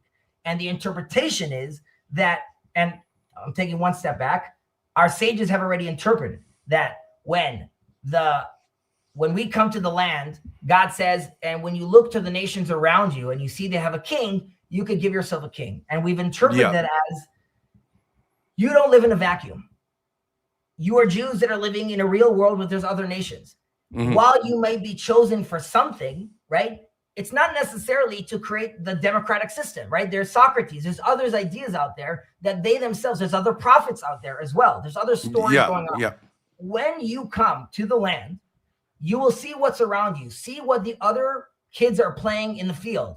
And whatever the best system is, it could be monarchy, it could be democracy. You are allowed to adapt a tool like that, just like I'm not telling the Jew to invent a new weapon instead of the sword. If swords work well, use them. If a plow works well, we use it. So if democracy works well, so Israel then, and I would say this also happens in the Zionistic movement, there are different strands of Zionism at some point. Of course, Some of them saying we are not so secular anymore. Even Theodor Herzl himself, while starting much more secular, eventually, and in his own words, explains that really the return to Israel is also a return to Judaism in a certain sense. We could discuss what that Judaism looks like. Nevertheless, I see the establishment of the state of Israel specifically through the only way it could have happened, it would never happen through rabbis. And this is sort of part of the miraculous element of it. The rabbis are not built to now gather together the political power, the tenacity needing to do that, the moves needing to do that, that kind of conversation, the political wit to do that is not the classic exile Jewish mode. So it has to happen that way. Can I just bounce something back? Because I think I vaguely, you're much more familiar, you're living it. But in some sense, the secularism, let's say, of nationalism, which saw it like in Germany was like the most extreme version, was almost religious, right? And it's true that basically, let's say I'm Catholic, but like the Catholic response was this is a sort of repudiation of the Christian piety which came before it, right? But they in some sense felt like in a certain sense they were secular in the sense of being anti-Christian, whether overtly or covertly, but it was definitely like there's definitely, you can't be someone who holds the philosophy of like extreme ethnic nationalism and be a Christian. They were incompatible, and there were many like Catholics who were killed because they said that out loud. There was also some like compromises made, but isn't it, what I don't understand, what I'm trying to figure out is this rift that you have with Zionism, although I know there's different flavors, I don't see how it isn't a greater rift than between Jews who followed Jesus as the Messiah and Jews who did not follow Jesus as the Messiah, because it's almost deeper in the sense of a completely different understanding, a complete, like it's one or the other, right? Like it was experienced as like radically different visions. So you're waiting 2,000 years for a Messiah, and then you go, actually, forget it. We're just going to do it ourselves. Like I can see how people who've been waiting 2,000 years would say, well, wait a second. Like, no, this is in God's hands, not our hands. Right. And for us to just jump the gun and, you know, just be very pragmatic, also to pick up on what the Europeans are doing is not really us, right? It's just sort of going with it's idolatrous in the sense of acting like the nations around you, right? If it stays like that. So you're right that ultimately the model of Joseph fails and Moses leaves Egypt and he covers the Egyptian of sand, right? Like I'm saying, that is also symbolic of saying like, we're not going to, redemption won't come through this, or definitely won't come through this alone. Judaism, or in my eyes, and I'm not looking to become a theocracy in that sense, but we are a Jewish state fundamentally that chooses to participate in a democratic process. So I'm saying, but it's not the other way around. It's not that we're a democracy that like happens to be Jewish. And like, we're not like Switzerland. We're not like every other country, which by the way, and why Nick Fuentes is correct when he says, you know, Ben Shapiro is not America first. Correct. Ben Shapiro and any Jew, and definitely any Orthodox Jew, cannot be America first. And I love America. I think the founding fathers were divinely inspired. I think it's amazing that it exists. I want more power to America. I understand that that's not, I just heard this long podcast with Nick Fuentes, which had obviously insane anti-Semitism in it, but also something that was very true and very interesting when I was hearing him speak as well. But there's that tension, which is like, yes, so I think the world is seeing, and definitely in Israel, we're seeing this, like we ourselves are trying to figure out who we are and what that story, and that tension obviously felt, right? Which is like, we're not looking to be like everyone else. Having said that, we realize that we're playing with everyone else. And more than that, our job is to be a light onto everyone else, which doesn't mean you all have to be like us. Very much not that. And only by being that light can we illuminate the nations of the world to then illuminate back at us. We require your blessing. We require to do this together. But I guess my question is like, what you mean by we? Because like, I think a good analogy is Catholicism. We are obviously in some ways rooted in Judaism. So like, for example, so Jews will say to be a Jew is different than being a Catholic. I'm not sure really why that is, because I think they're more similar than people understand. But I don't know why Jews say, and I don't even know. So to me, it would be like, you're either a Jew or a Zionist, not all Jews. No, 1 second. Not like Zionism is such a break that either you redefine Jews, all Zionists as Jews, and then people who are anti-Zionist are not Jews or are in some sense, like we would say heretics, right? So like, I don't think you have these terms. Zionism, again, Judaism is a nationality. Zionism is a problem again. Is like that doesn't make much sense, Andrew. No, not the current state of Israel. Zionism as the promise of, again, it's a trifecta of people, God, and land. The only place God, the divine, needs to, in our tradition, in our theology, manifests through us, through the land. Like, I need a place to do that manifestation, and that place happens on a land. And that's why when I say you don't Zionism, need it, right? Because you had the captivity, you remain You remain No, but Jews that's in that's captivity. but that's not as our sages tell us. Once But the it's temple, it's like maybe it's like the resurrection where we say, without your body you have a soul, but only when you're together will you, be I mean, one. precise. We can't. We are But you the don't last need it. 2,000 You don't need it. It won't destroy you as a people to be in it's captivity, just we're all right? we are all waiting to get. We're all We money, we're yearn playing for it. around We in the desire it. It seventh would day. be, yeah. We want to get to this 8th day. We're not going to, Yeah. like, when we're in exile for 2,000 years, and this is also a tension coming to Israel right now, and a tension that Jonathan and I were talking about.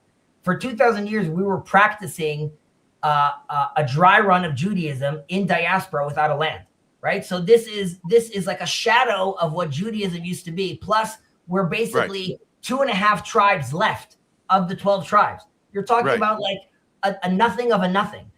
Pogroms, all the other stuff going on. Now, Right. when we've come back, so there's a religious 2,000-year exoskeleton.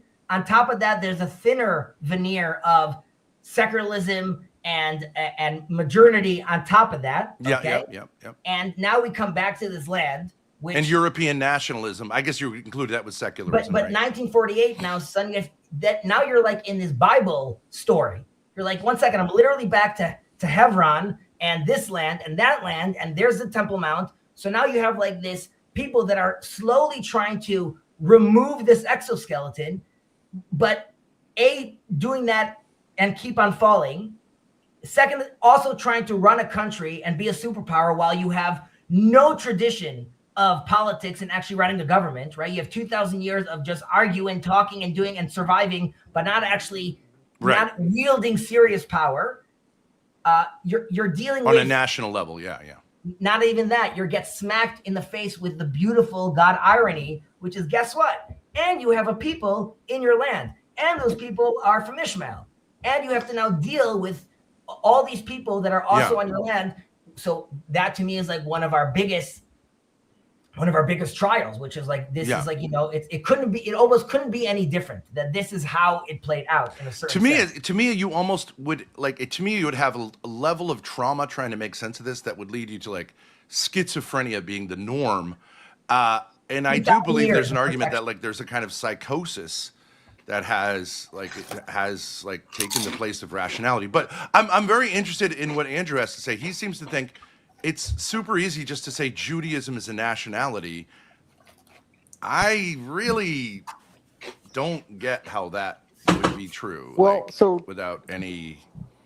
Yeah. So the way I've heard it explained to me is the reason it's like a nationality is this. If you're born in America, you're an American no matter what your beliefs are. And if you move to Italy, you'll still be considered by the natives of Italy to be an American. But you can still immigrate to America. And so if you accept the values of America. And so similarly with Judaism, if you're born into Judaism, you'll be a Jew no matter what if you're born to a Jewish mother. But you can also join the Jewish nation by converting if you accept the values of Judaism. Well, hold on one second. If a baby is born in America, moves to Italy, and becomes a citizen of Italy, as soon as they're a citizen of Italy, that is their nationality. They might be seen, depending on how long they're in America, as being American in some way. But nationality would just be like kind of citizenship. I think that's all that means. But the commandments were given to a people, not to an individual. It's a people. It's not it's not a religion. It's about the people themselves have this, and the people have to be in a certain place, and all these commandments have to do with the land. All its socialist elements all have to do with the land. The Jubilee is related to the land. The tithing is related to the land. That's where you have to practice out all these things. So all these commandments that we haven't been doing right now, all these Jews are not participating in any of them. Wait a second. So are you saying that like during the captivity, like we have records of this in what we would call the Old Testament, maybe Hebrew scriptures would be a good term. I understand there was a kind of longing to go back to the land, but it was possible to be a good Jew in captivity, correct? An incomplete Jew. But you were, in a sense, like you would be seen as like good with God.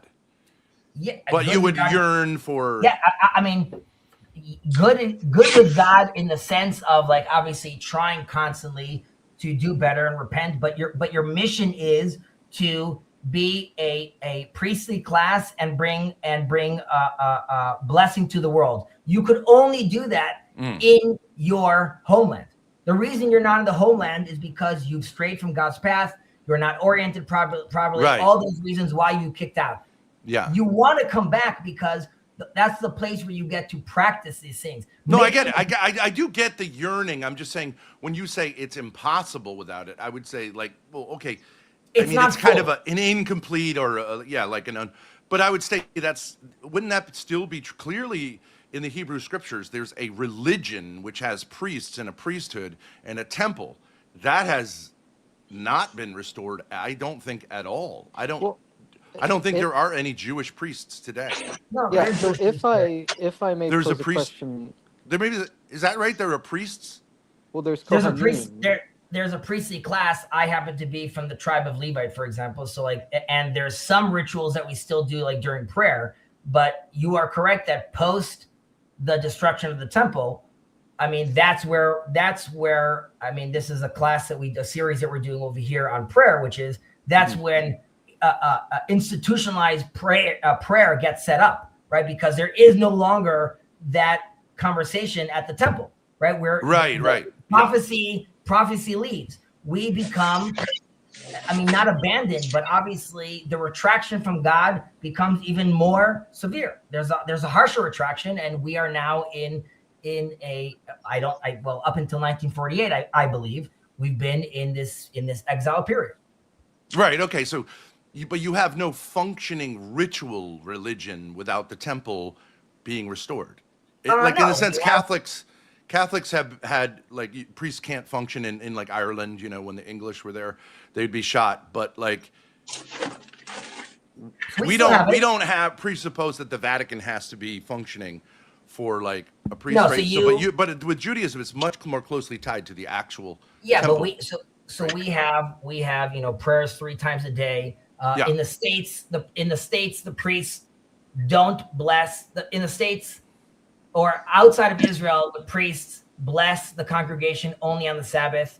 In Israel, the priests bless the congregation every prayer service. The priests congregate. I still wash their hands, and they make a certain blessing.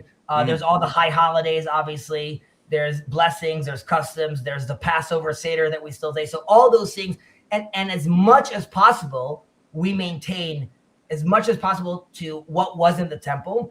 And there are elements where we can't, where you then learn about what was being done at the temple, right? And basically, exile is the tension between our glorious past and our hopeful future. Right. That is where we're in during that period.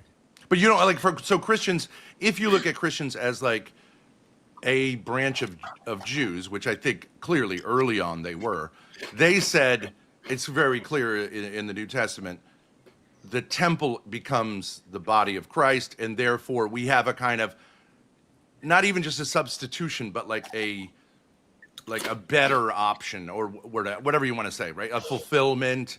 So we leave the temple behind, and it becomes something which we have churches, but we don't have any connection to the temple on the level that it's like the I don't know what to say, like the power plant for the ritual. It's not necessary. I'll respond Well, to that. this has been great. I have to go. Yeah, Always out. good talking to y'all. Later, dude. Stay have a healthy. good I hope your parents are doing Okay. well as well. So already in the Bible, when it says, "Build me a tabernacle, and so I could dwell amongst them." Yeah. It's a tabernacle in singular, but amongst them in plural.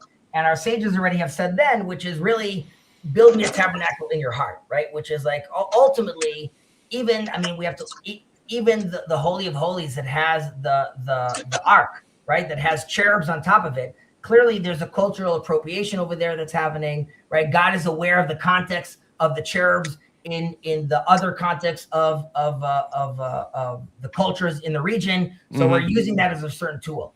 Now, do I think without a temple, like one cannot connect to God? No, we obviously know that today, that I'm still Right. for the last 2,000 years I've been doing it. And when it's called a house of prayer for all the nations in the future, what my hope is that correct. And there is a discussion about this. Is the ritual sacrifice still going to be necessary? Are things going to be like they were then? I would assume not.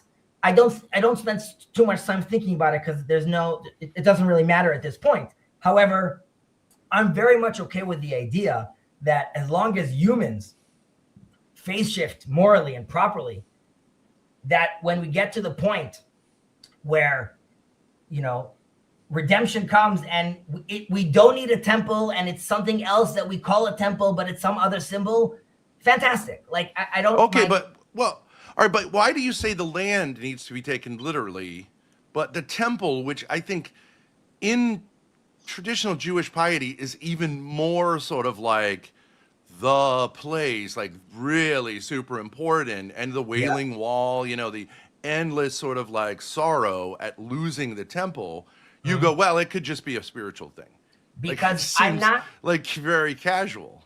because Well, I'm also it's older. The promises of the land are older, precede the temple. Like the temple, it's not even clear that there necessarily will be a temple when God makes a promise to Abraham and the Israelites are in the land, because it doesn't get built until Solomon. So it's like King David is the Jewish king that never had a temple. He's just But isn't it the tabernacle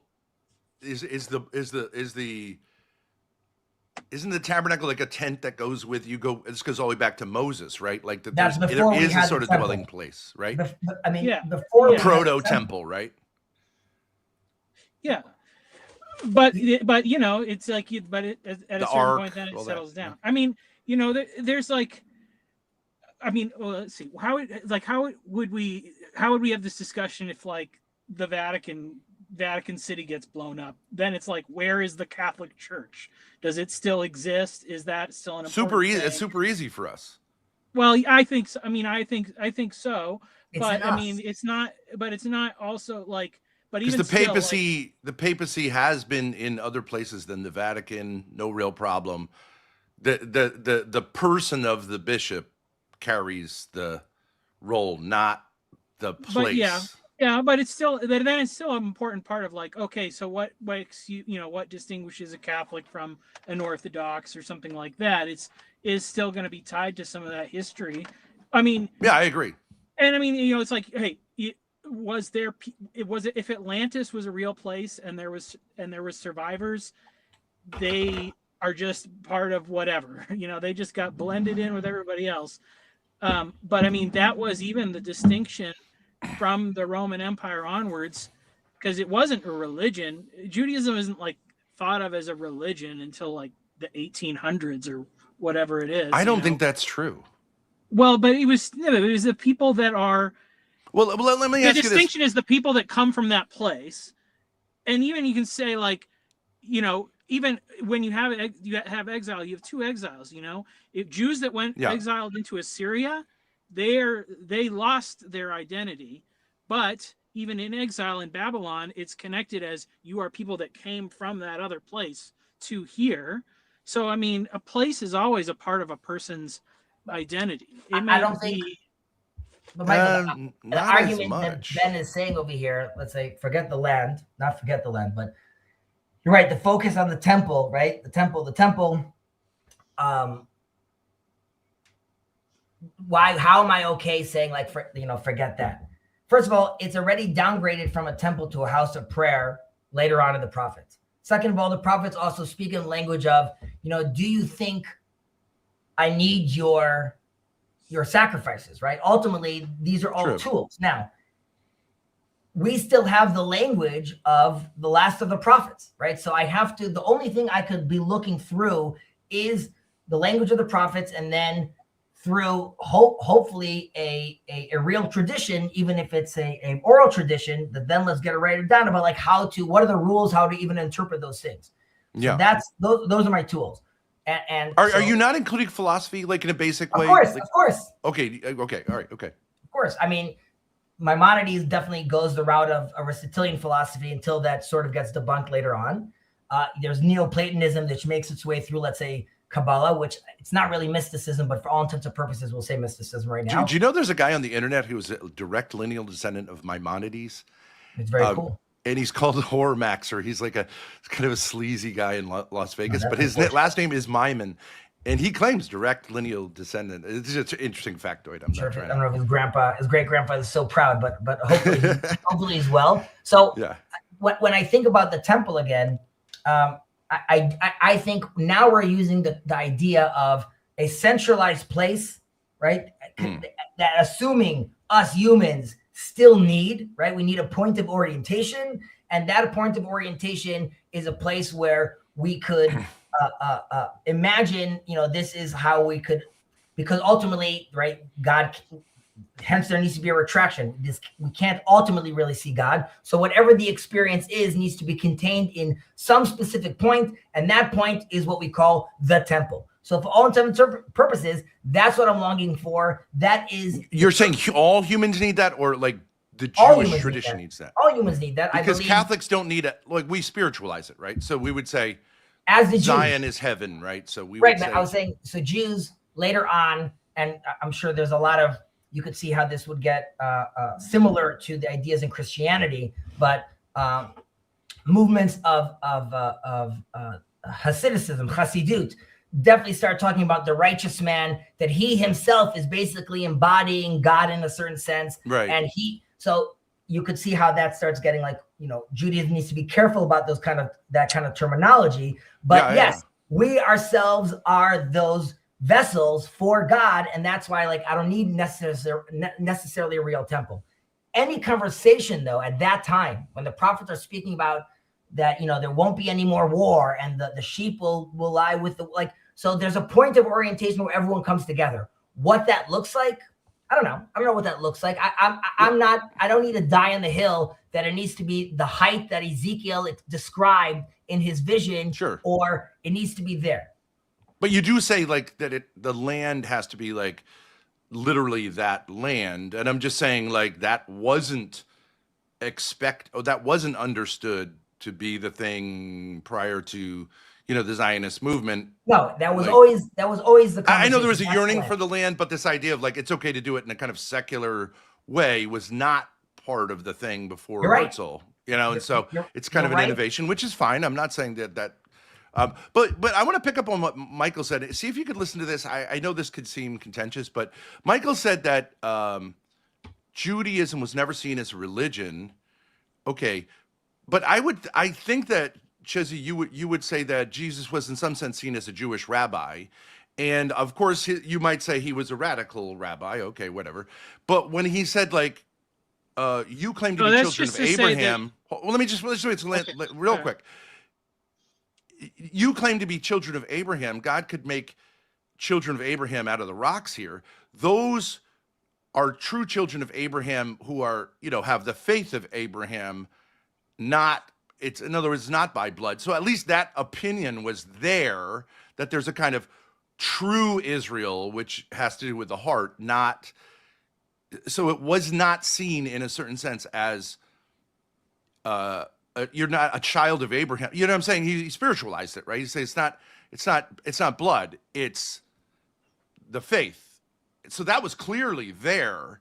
And so it's saying like, I think there is an understanding. That's a religious point of view, not a Judaism. Well, that's where you get into the thing, because if you go back first century, like Roman Empire, you have like the thing that keeps the empire going is the cult of the emperor worship. It's saying, look, we have a god. His name is Caesar Augustus. Everybody, and even though most of the people are like, yeah, he's not really a god. Right. What do? They do their little pinch of incense and they make the offering, because that's Right. what keeps everybody together. That's what keeps everything going. So, yeah.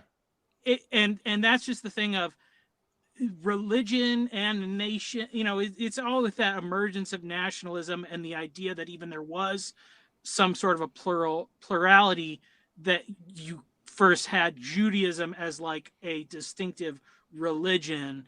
Well, So wait a second. obviously The always Romans were not a like- nation; they were an empire. They understood that there were foreign peoples. But all the nations had their own gods too, and even your own Yeah. cities and everything. So you couldn't separate religion from life the way that we do. Like, you know, I mean, just saying the way that we think of like religion as your private spiritual beliefs, like it was tied into the economy. It was tied into, you know, the civil government. It was part of the, you know, it's when you have a war, it's gods fighting against each other.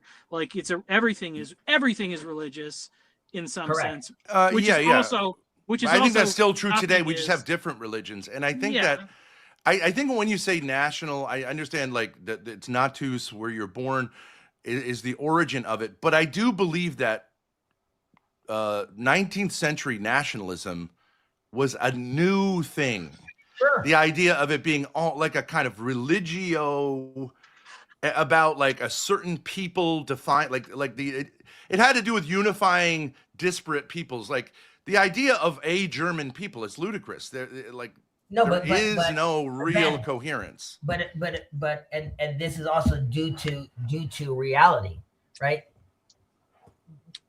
Well, let me 1 second. Two things. One, what you said about Abraham, I think Jews, you are very correct, which is everyone is the son of Abraham, right? Jews followed, and that's why. I mean, Jews. No, I would say the Abraham's world. the father of all humanity. With the Noahides, correct? Everyone, the nations of the world will be blessed through Abraham. Those are all the children of Abraham. Jews are specifically have the covenant, or will use the Sharia of Moses, which has its 613 laws. That is specifically for them. That doesn't mean that all the rest of the nations don't need to make their way to the Father, aren't blessed, and can't be saved and live an amazing, good life. That's number one. It's very important that's what also Judaism sees for everyone. Secondly, Judaism also has to understand where the foreigner is living in his land as well. And we're not here to tell the foreigner now if you're living in Israel, you must be a Jew right now. You don't have to be a Jew. You just have to accept, like you just said. Wait a second. You're talking about in the state of Israel? In the state of Israel and in the eventual, the Israel I'm looking forward to, okay, let's say, the way I understand religious Judaism, or the way I understand halakha, the Jewish law, specifically talks about how built into our system we have the foreigner. We have to take care of the foreigner. That's thing that's constantly addressed in the Bible. I just because my perspective is different. So when you're saying foreigner, I'm not sure. Are you talking about a Norwegian person in Norway? You know what I mean? Like, but you're saying in the Jewish state of Israel, someone who is of another nation doesn't lose his nationality. Is that what you're saying? Something like that? Correct. And maybe even another potentially religion or flavor of religion. My stipulation would be the need to understand that it's coming from Abraham. So like I'm saying, in that sense, my relationship with Christians, or some Christians, as far as I'm concerned, they're already categorized religiously in my operating system as Noahides, right? They're already saved. There's no, I don't need them. I might quibble with certain theology elements, but I need nothing from them. Like, live a good life, go to church, take care of your kid. Like, you won the game of life. Like, keep it up. We're all going to have. But what I'm saying is, I think I get what you're saying. Noah is all of mankind because at the time of Noah, everyone else was wiped out. Abraham is later, but encompasses, is not the same as everyone. Everyone. Right? Well, but Abraham was not the father of all mankind. Correct. But that is the Christian position, because it's the Abraham's believed God, and it was credited as righteousness. So those who approach God through faith are the sons of Abraham. So it doesn't mean that those who are directly descended through Abraham are not. But we could also say that about Noah. Yeah, he had faith in God as well, right? So we don't see it as which family within the subfamily, but clearly the Israelites are the sons of Jacob, right? And that the 12 tribes. And then the Jews are actually only 2.5 of those tribes, or well, I'm saying Jews predominantly are from Judah, right? I'm saying you have the split within Judah and the rest of the tribes, correct? Now, why do you say 2.5? Because wasn't it Levi too, or correct? Levi, there's some and Benjamin, then a half of Ephraim or something. Now we have Dan. Some of the Menashe tribes have identified themselves. Yeah. Whatever that means, but the idea that even the name Israel is only our national name. There's Jacob, which is our religious identity. There's Israel, which is our national identity. And there's actually Jeshurun, which is our universal identity. This is the identity that I believe Israel sort of needs to move into in a certain sense, which is it has a universal message. It's not just a national message. The idea of the nationality, though, is because the reality is that there are many nations. Again, Yeah. God, in a certain sense, is playing with the rules, which is it doesn't help me right now if I have something called gobbledygook and everyone else will learn from it. I need them, the example of the nation. That's why there's a land connected to it, because the Egyptians have the land and the Norwegians have a land. Everyone has a land. So the people of Israel are there to exemplify what that connection looks like: land, people, God. Well, I think you can have a nationality that doesn't have a land. Like, isn't this like you have these, like the Armenians before they had Armenia? Anyway, I know it's complicated, but like, what are those people in Iraq? The Kurds. They don't have a nation per se, but they would say they're a nation, right? Yeah. It's always like, because you're excluded by the exiled, the body that you're in. I mean, if they're not, either you get forced to assimilate, or the distinction is you're allowed to keep your distinction, or your distinction is forcibly, kept. Like, but it's still like there's going to be some root there where that probably is connected to land or whatever, or familial ties. I mean, what I find interesting, because I know that in Israel, which is not where you are, right, Jesse? Or you are? I'm in Israel. I thought you said you're American.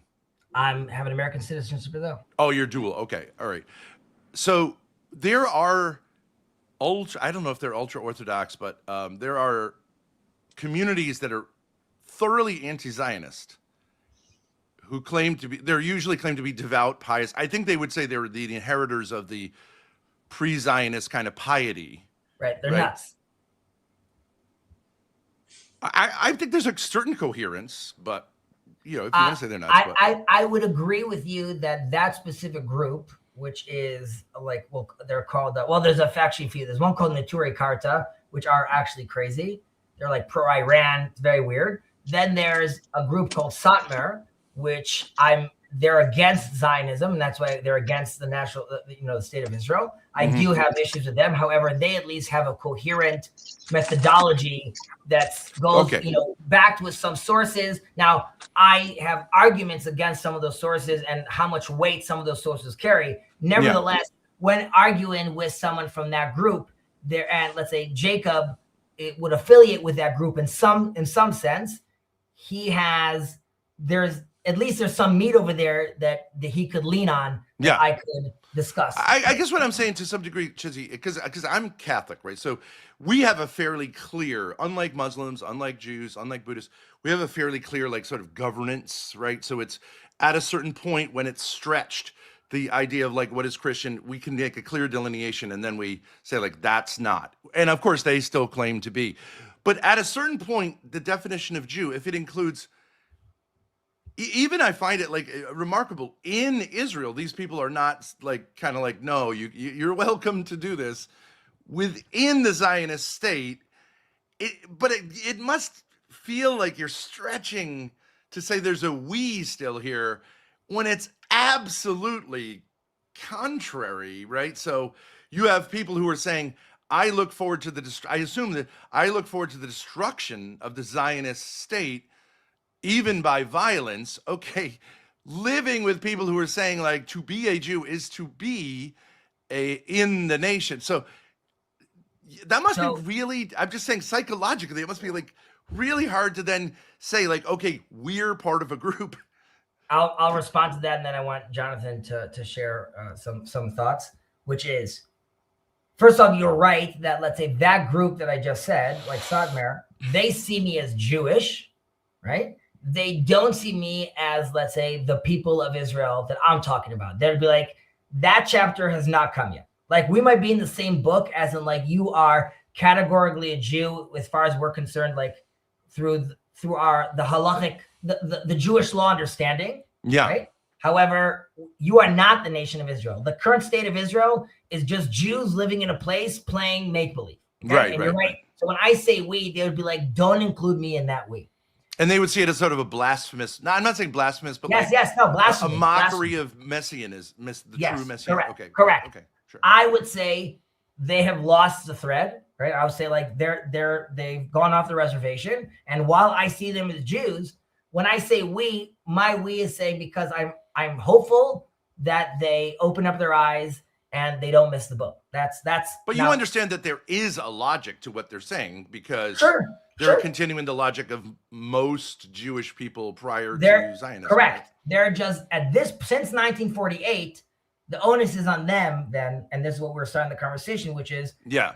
the things you've been seeing and let's say the data points you've been seeing that also correlate to sources and like you now, if you're anti this, have to answer like why are there ingathering of the tribes? Why are all these Jews coming back? How did we best all the things? Why is the land giving fruit?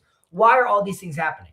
And Yeah, sure. It comes all the way to, for example, when Iran shoots an insane amount of missiles, and it seemed seemingly miraculous, the way I was explaining it before, I would come and say, we should sing praise. Now, there's a big question there because someone would ask, okay, if you're anti-Zionist, you come and say, no way are you singing praise. If you're somewhere in the middle, you'd say you sing praise, but you don't include the full blessing as you don't mention God's name, because that would be a blasphemy already if you don't know that God himself already has done this. I would go and say like, no, the invitation for me right now is God is saying, step up. Like if you want this, come and meet me halfway. It's not going to be that literally a temple falls from the sky and everyone just says, oh, the Jews were right. Like we have to do a much better job showing the world that if we claim who we are, then be miraculous. But then wouldn't you have to say that the folks in the 15th, 16th, 17th, 18th century who developed this piety, which was, live peaceably among the nations, we're awaiting the Messiah, like they prayed, and they didn't mean like, let's await, nationalistic sort of, they didn't have that in mind. They had nothing in mind. That's the point. The point is sometimes it requires, and that's why I go back to the Josephite Messiah. Sometimes it requires someone from the outside with a secular garb being like, if you guys sit here and continue having your 17-hour Talmudic discussions, it will never happen. The window is the 19th century when people are talking about nation states. The window is. Yeah. So no, I get the logic, but I'm saying in a certain sense, those folks, you would have to, I'm not saying you have to condemn them or anything like that, but you'd have to say, in a sense, they were making things worse because, like you're saying, they were just sort of, what they were calling piety was actually just wasting time with endless discussions. Stagnation. They should have got with it and been making plans to,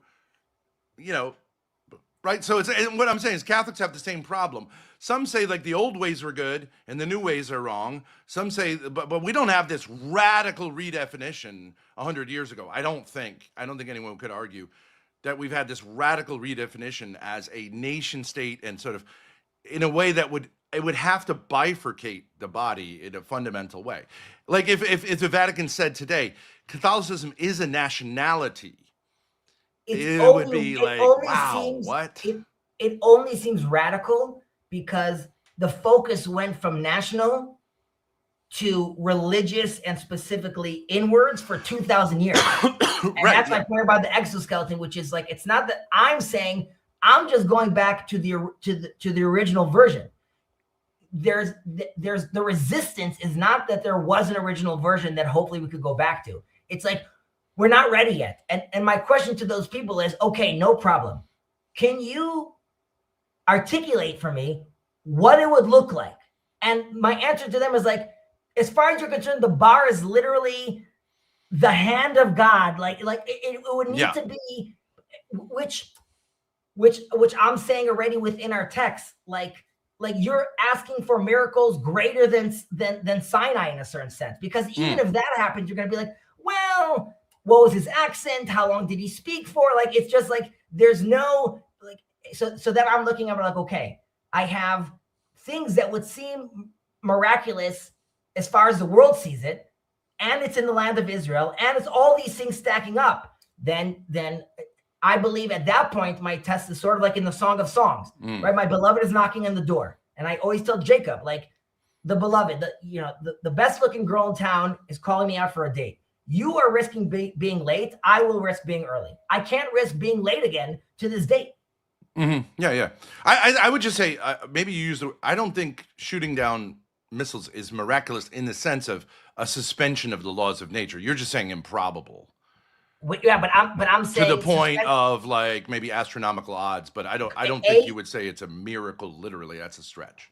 Well, What else is a miracle?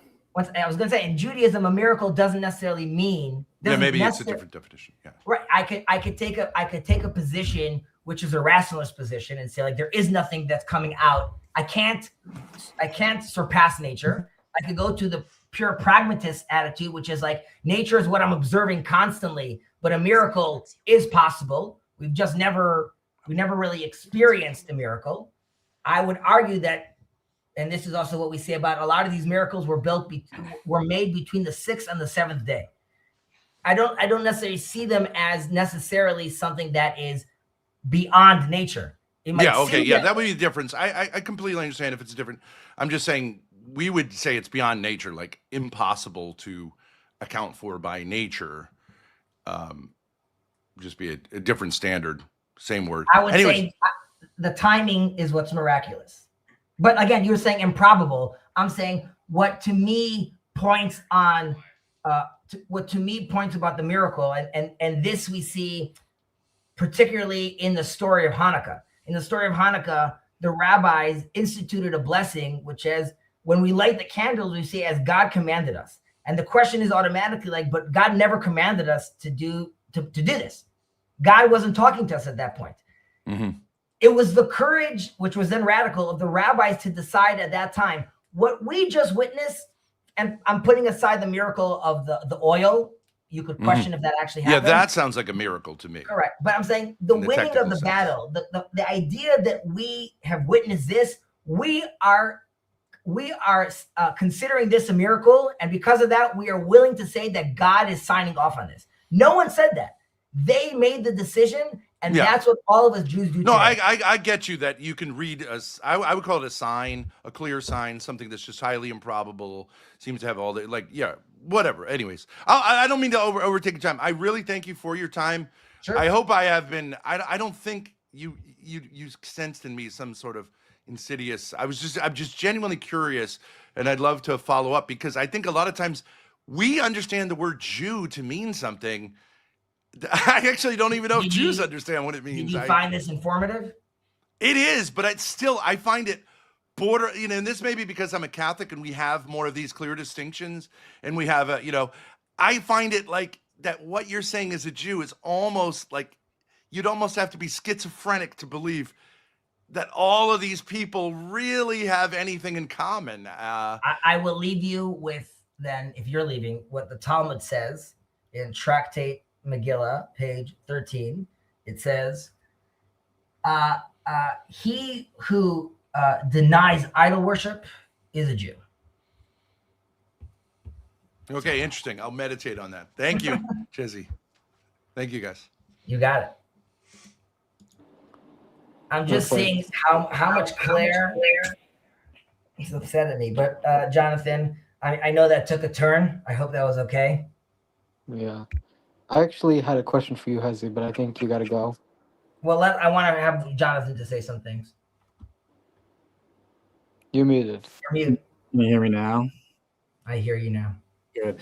Well, I mean, I thought that was an interesting conversation, so I was mostly just kind of listening. I think we probably have another conversation we could get into about maybe more specifics around technology, AI, how that manifests, and maybe less about the insularity of the certain Jewish groups, because I think it's probably like we talked about, inevitable that there will have to be a reckoning, and maybe they sort of just get left behind as communities. But maybe they'll catch up quickly. I think there was one specific like if you went back in time and you introduced the iPhone, and assuming internet and all those things could somehow exist or like be transported with you and have that thread back into the present, right? But you introduced this technology to someone who had never seen it before, their minds would be blown, but like within a week or so they'd be on TikTok, right? So like it's never too late, because the paradigms are shifting so fast right now. I believe that like anytime those communities that maybe have been reticent or slow, they will be able to come right in without any loss of fidelity. That's my take. It won't take long for the paradigm shift to happen, and it will just catch up with the current state, which we are constantly having to reinvent and relearn anyway.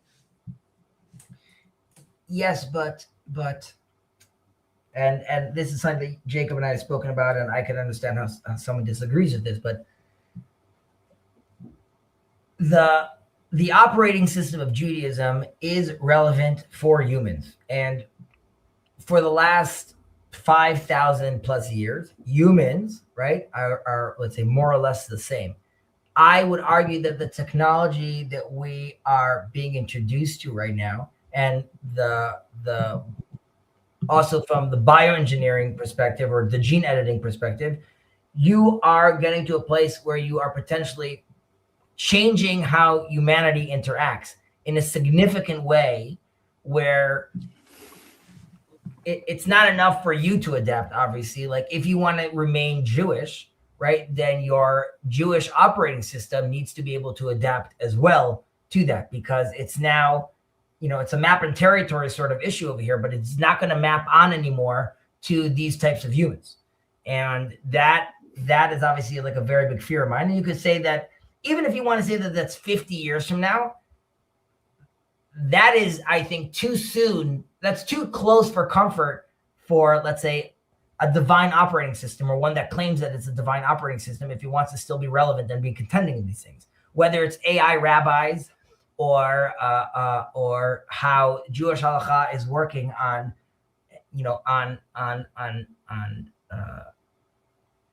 how it relates to Jews and how they relate to the world around them. So it's not only by hook or by crook people are going to have to integrate with this. It's not only are you going to have to integrate with it, but you have to be doing two things at the same time, right? I can't just allow myself to get thrown into it.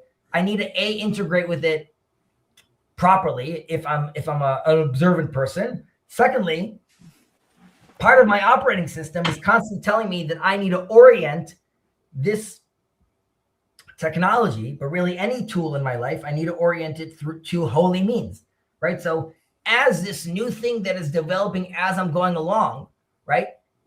Like I need to be talking with it and try to orient it properly. How am I oriented properly if I'm not engaging fully with it? And how am I fully engaging with it if I'm not protected by a system that allows me to engage with it properly, right? So like before I let you go to learn secular studies, I have to first arm you with, let's say, comes Maimonides and writes the Guide for the Perplexed, right? I'm going to arm you with this, so now you could tackle that. But if I want to now deal with AI or deal with technology that's changing my environments and changing how I'm viewing the world, then there's multiple things I need to be doing here at the same time. And that's where like, it's less about catching up. It's more about, are the people in charge, so to speak, of the operating system, are they updating it or at the very least saying, hey, we're going to give you now more jailbreaks, but that's not a bug, that's a feature, right? Like as in, you're going to have more flexibility, because now we're like sort of like in a different time, and I need to allow you to be able to not be ossified, allow you to be able to move around with this. I hope this analogy like makes sense. It does. If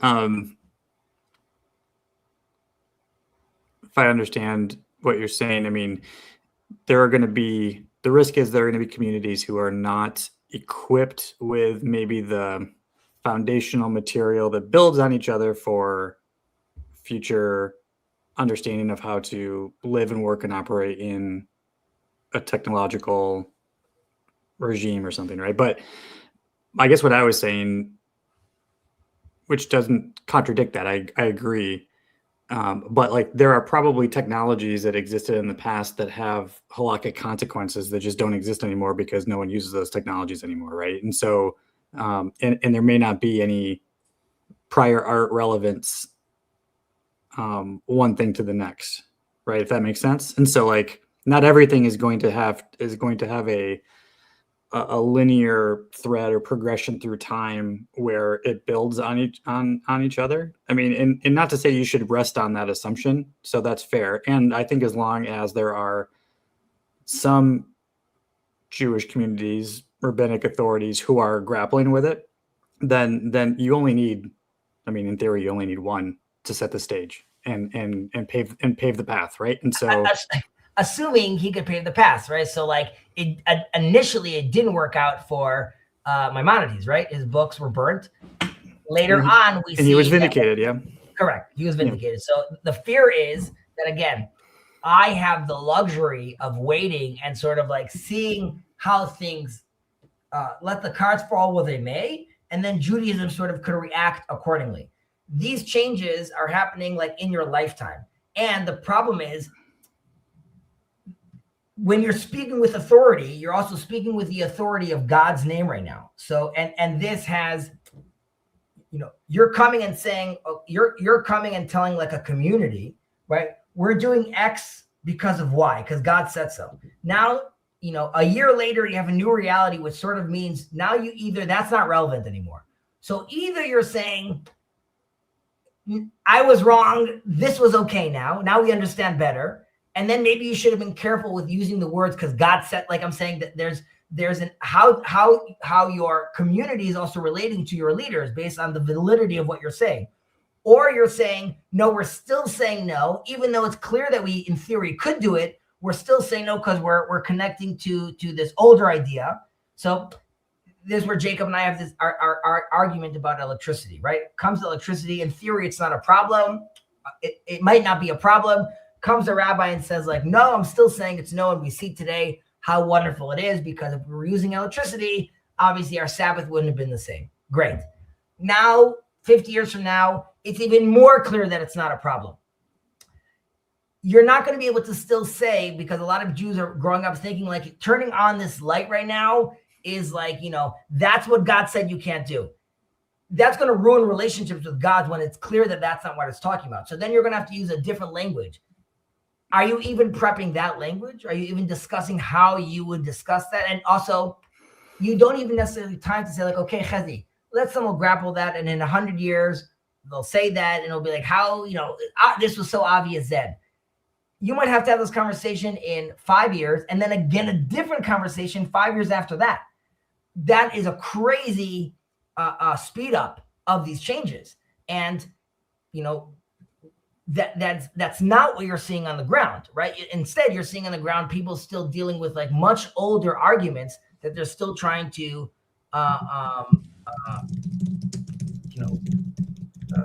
make their way through. But I want to just be polite and invite Yoav to say a few words.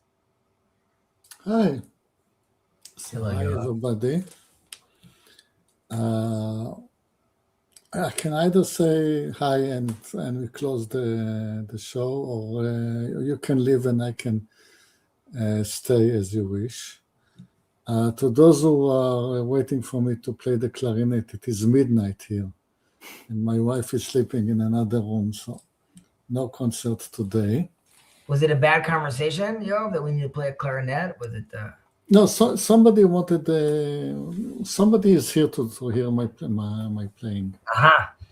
And there is somebody who has been very persistent in preaching the grand history of culture, of African culture. And I would recommend a book called Guns, Germs, and Steel. And it looks at the particular geography of the world. You have one big continent that is horizontal, going from China to Europe. And so it has the same climate bands. And that is where culture can thrive because of the mobility of people from left to right. The other continent, like Africa and the Americas, that are arranged top to bottom, now vertical, they have varying bands of climate, which discourage the movement of people. And once, even when a culture rises in such a geography, it will sometimes die and there will be nothing to replace it. This is why human culture evolved along the horizontal big continent. As to Judaism and Zionism in Israel, I guess that guests such as we had today don't appreciate the amount of miracles that have been seen in the last generation. You have to start with the War of Independence, the War of 48, when unarmed civilians go to the States fighting against the armies of some 3 or 4 well-armed, proper army states. You have to go through the 6-day war when you have the miracle of winning the war in the first 10 minutes without anything going wrong. And then you have to go through the miracle of the War of 73. And then you have to go through the miracles performed in this war of the last 3 years. When it all accumulates, the truth of divine intervention becomes undeniable. And people don't understand what a secular Jew like me is doing in a religious discussion. I'm an engineer. I just cannot deny the facts. And when divine intervention is plain, and it comes as often and as regularly as the sun rising in the east, then what is a secular engineer to do? And we always said that we can also only see the back of God. We see the history. I have no idea what's going to happen tomorrow. And if you ask me, and Chezi would agree, we are unworthy of this grace, because we cannot agree among ourselves even on the basics. We all agree that we want to be light to the Gentiles, light to the nations. Cannot agree what this light means. If Chezi will try to pray in the city of Tel Aviv, somebody will shut him up and say, well, we don't pray Jewish prayers in this city, because this is a secular city. If a Muslim will try to pray in Tel Aviv, nobody will stop him. And this is what the citizen of Tel Aviv is calling light to the nations. We'll have to settle that. And yes, the contradiction is immense, and it's getting very often to an unbearable. I don't mind the psychology. I don't mind living with philosophical contradiction. The physical contradiction is becoming unbearable, as it happens in the States at the moment, as it happens in England at the moment. That's the zeitgeist.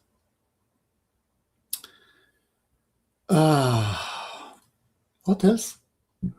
I do have one question before we wrap for Chezi, but maybe Yoav, you have a point of view on this too. But I find that it is still difficult sort of to define what is a Jew.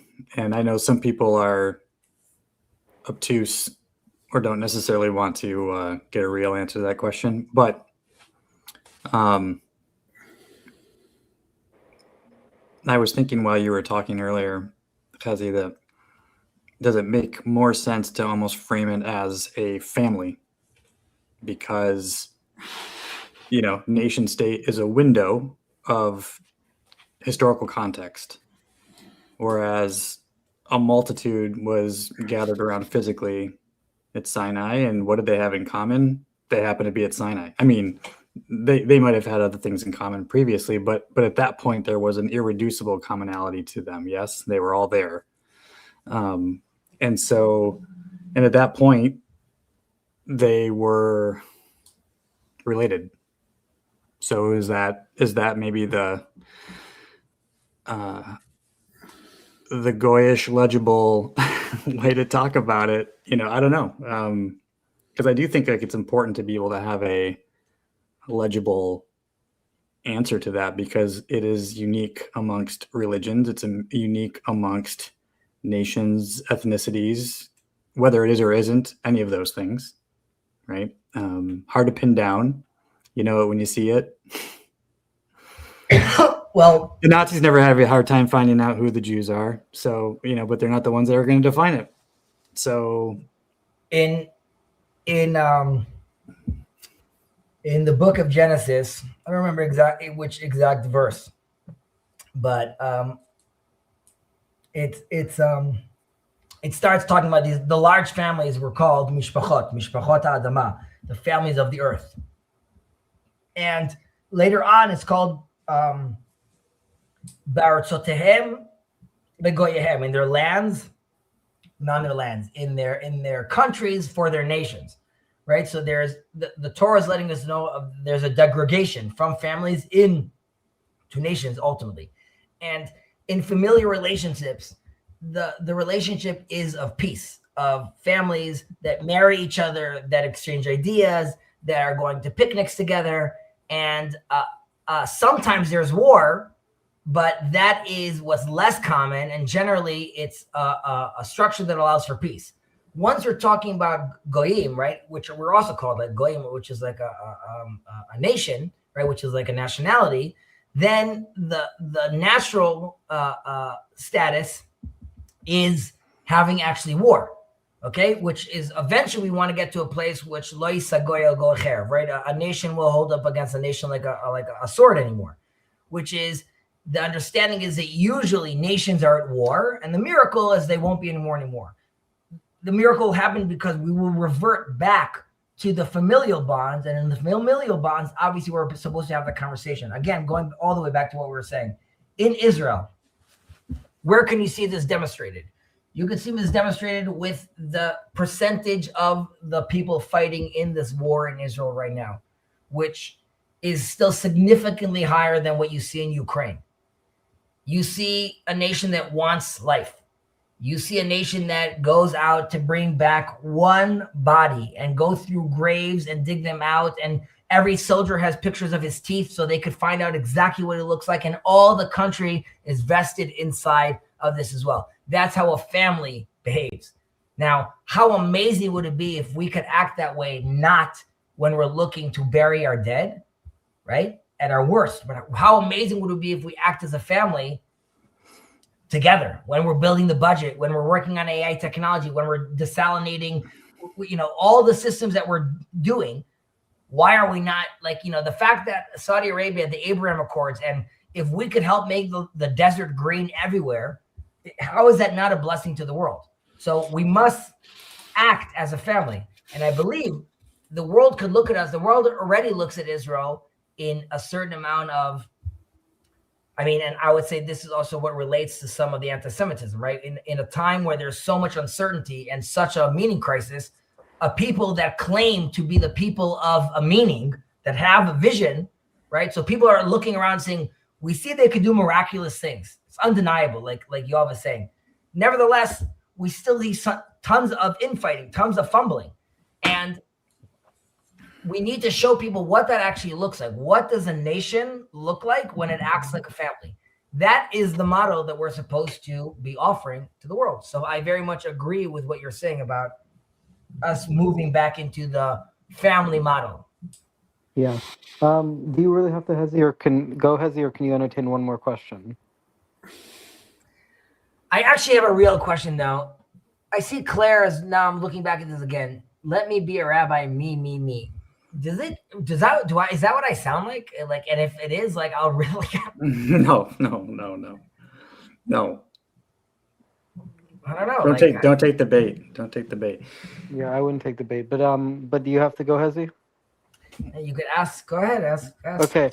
So the final question to wrap this up is, basically, do you think that international trade is good from a Jewish perspective? Because basically, the way I see it is, Judaism does have an idea that we should minimize poverty in the world and help the global poor. But in my view, the best way to help the global poor is through international free trade because of the Hayekian idea of like spontaneous order, right? You mentioned Hayek the other day, and like I think that markets are information processing systems which help the poor by incentivizing innovation and investment in the lowest class communities, I should say.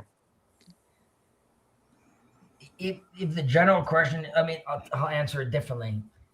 Judaism should adopt the best system possible, obviously, that allows for, to heal the world. I can't tell you exactly what's that best system assuming everyone is acting properly and everyone's doing this for heaven's sake.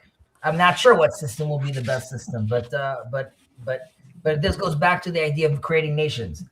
If Hayek's formula makes the most sense through a Jewish prism, then that's obviously what should be adopted. Okay, but I guess my question would be, from what you know about economics, do you think free trade is the best system for alleviating poverty on the globe? I think it's the best trade considering the parties we're playing with. So I think with what we have, like right now, creating like a sabbatical year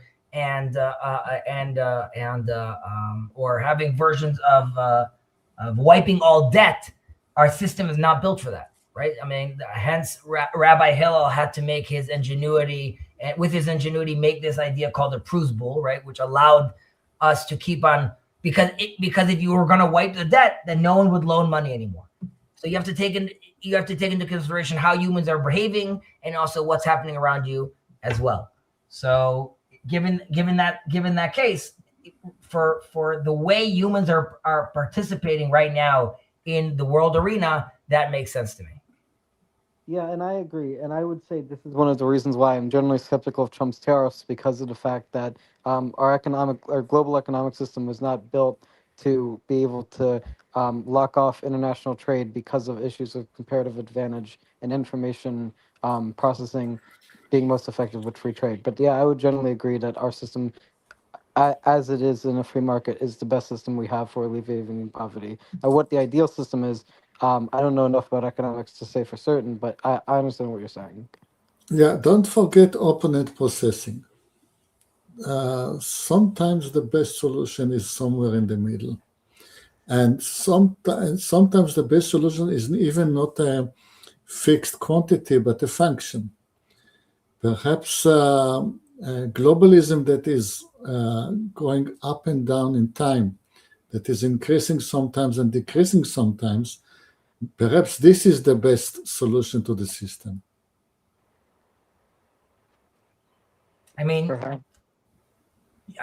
during Joseph's time, right, you could see, I mean, there's also like a huge growth in scale of a huge boom in population in Egypt at the time as well. But, it's seemingly the invisible hand of Joseph, right, going around. He's doing this mass urbanization. He's moving people around, there's different elements that make sense at different times.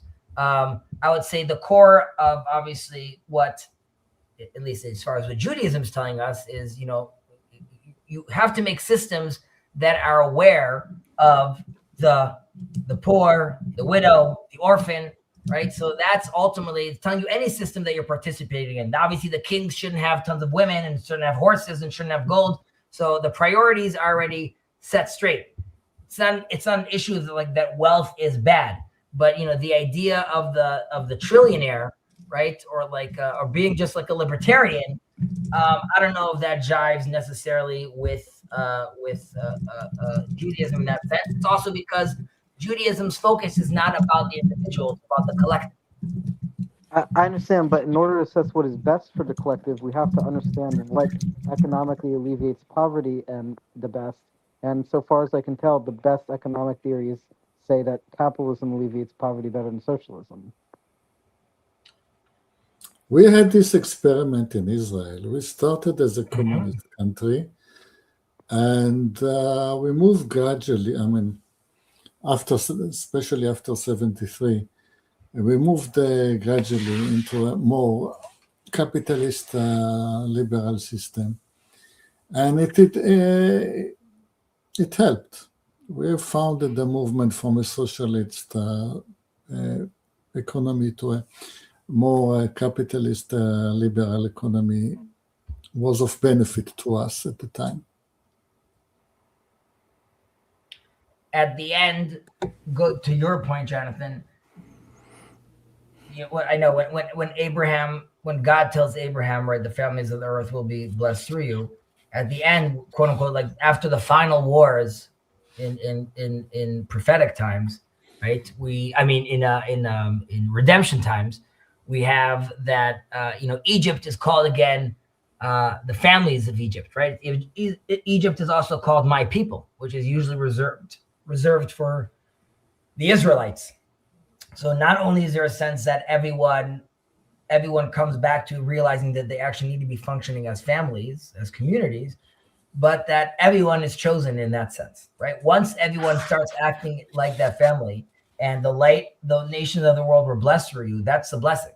The blessing is that then we've completed our mission in that sense. Everyone is shining brightly. Everyone is participating properly. And why, interestingly enough, you could actually write the Bible in Greek, right? Because of how beautiful the language is, right? It would be sort of counterintuitive, but the idea is that no, there is, and it connects to a specific verse, but the idea is that the beauty of Japhet, which we're saying Yefet, where the sons of Noah, where let's say Greek comes from, if it's happening within the tent of Shem, obviously we need to appreciate the beauty and the ideas as well that are coming out from there too. So going back to Hayek,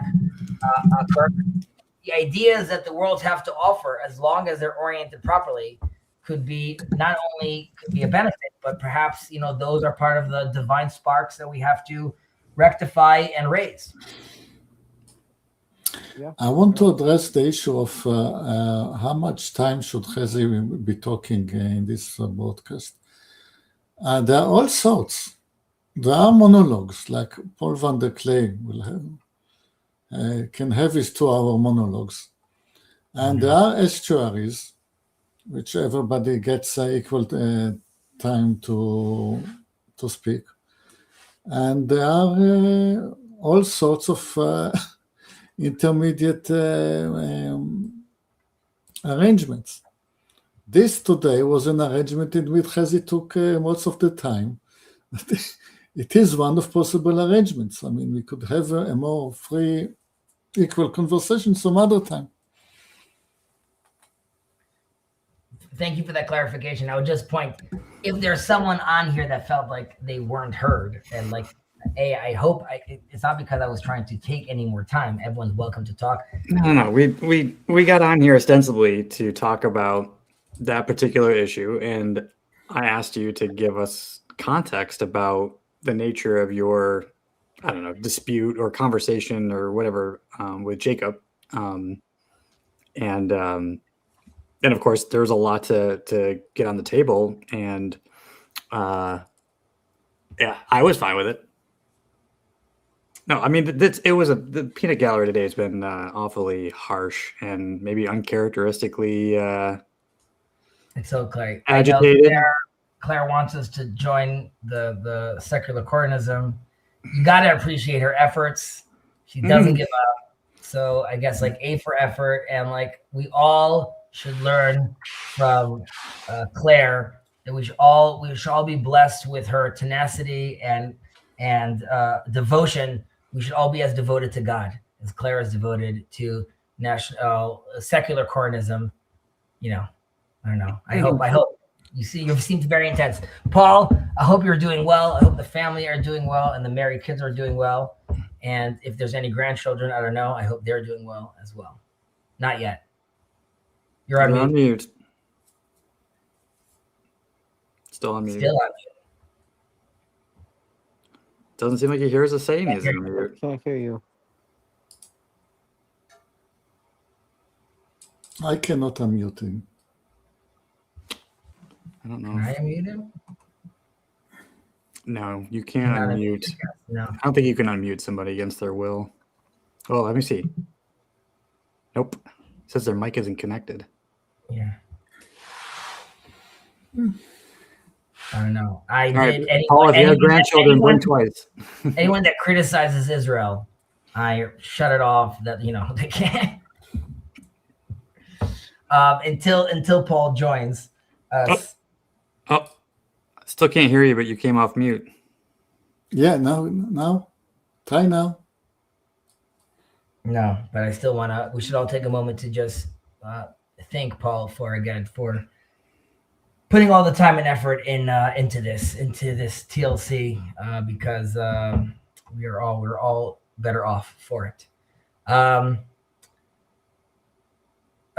don't know when you jumped on. Did you hear the conversation that that Jonathan and I started about our? Yeah, I was from the beginning, from when it started in Jacob channel. Maybe you had it before. So I'm quite the beginning of Jacob's channel, but I was a lot of time in the chat, and I sort of I cannot split my attention. So I had some of it, and some had quite fun with the chat. Can you hear me now? Yes. Here we are. No grandchildren yet. Still praying. Is why on this channel and not on the other channel, or is it both channels? It's everything, I think. It's also on Claire's channels as well. I don't know about that, but I just shared it on Jacob's channel, my channel. That's it. Rando's got it. And we gave our disclaimers about Jacob and Zionism. So it's been done. We didn't give the disclaimers, but I cautiously avoided bringing up the Z word before it had to be brought up. Maybe we can do that next time. Everyone knows. Everyone knows the scheme. Everyone knows at this point. Yeah, that's the Yes, right? it's all Come good. on, yes. Talk to us, Paul. What are your insights? I don't have any insights. I'm just, I've been reading this book on on revolutionary Iran.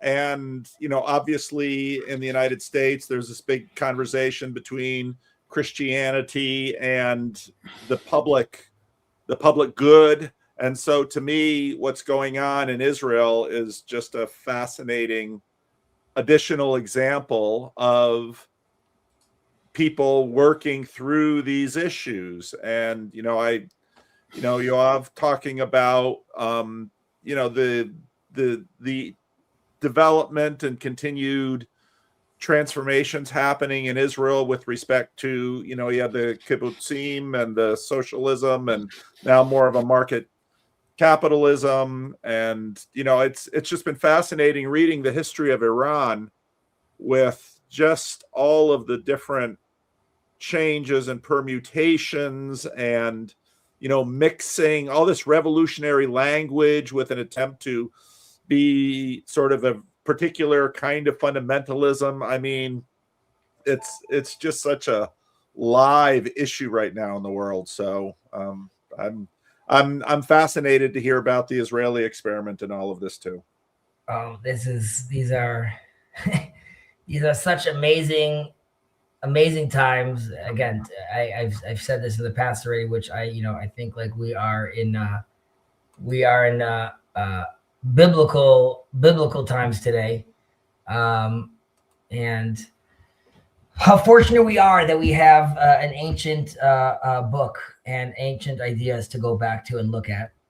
I also think that's why I was mentioning how it's the rise of anti-Semitism, because very much when we're looking for meaning and we're looking for direction, when there's a people that's 3,000 years old that's still holding on to some sort of idea that seems very strange to many people, and And it really is part of the discussion. I mentioned, as I'll return to this. There was this discussion that Nick Fuentes had with this insane anti-Semite, and I sent it around to some people in my community. I'm like, if you could, handle stomaching this, I think it's worth like watching till the end. And there's a lot of the classic anti-Semitism there, right? Like maybe some blood libels, all good stuff.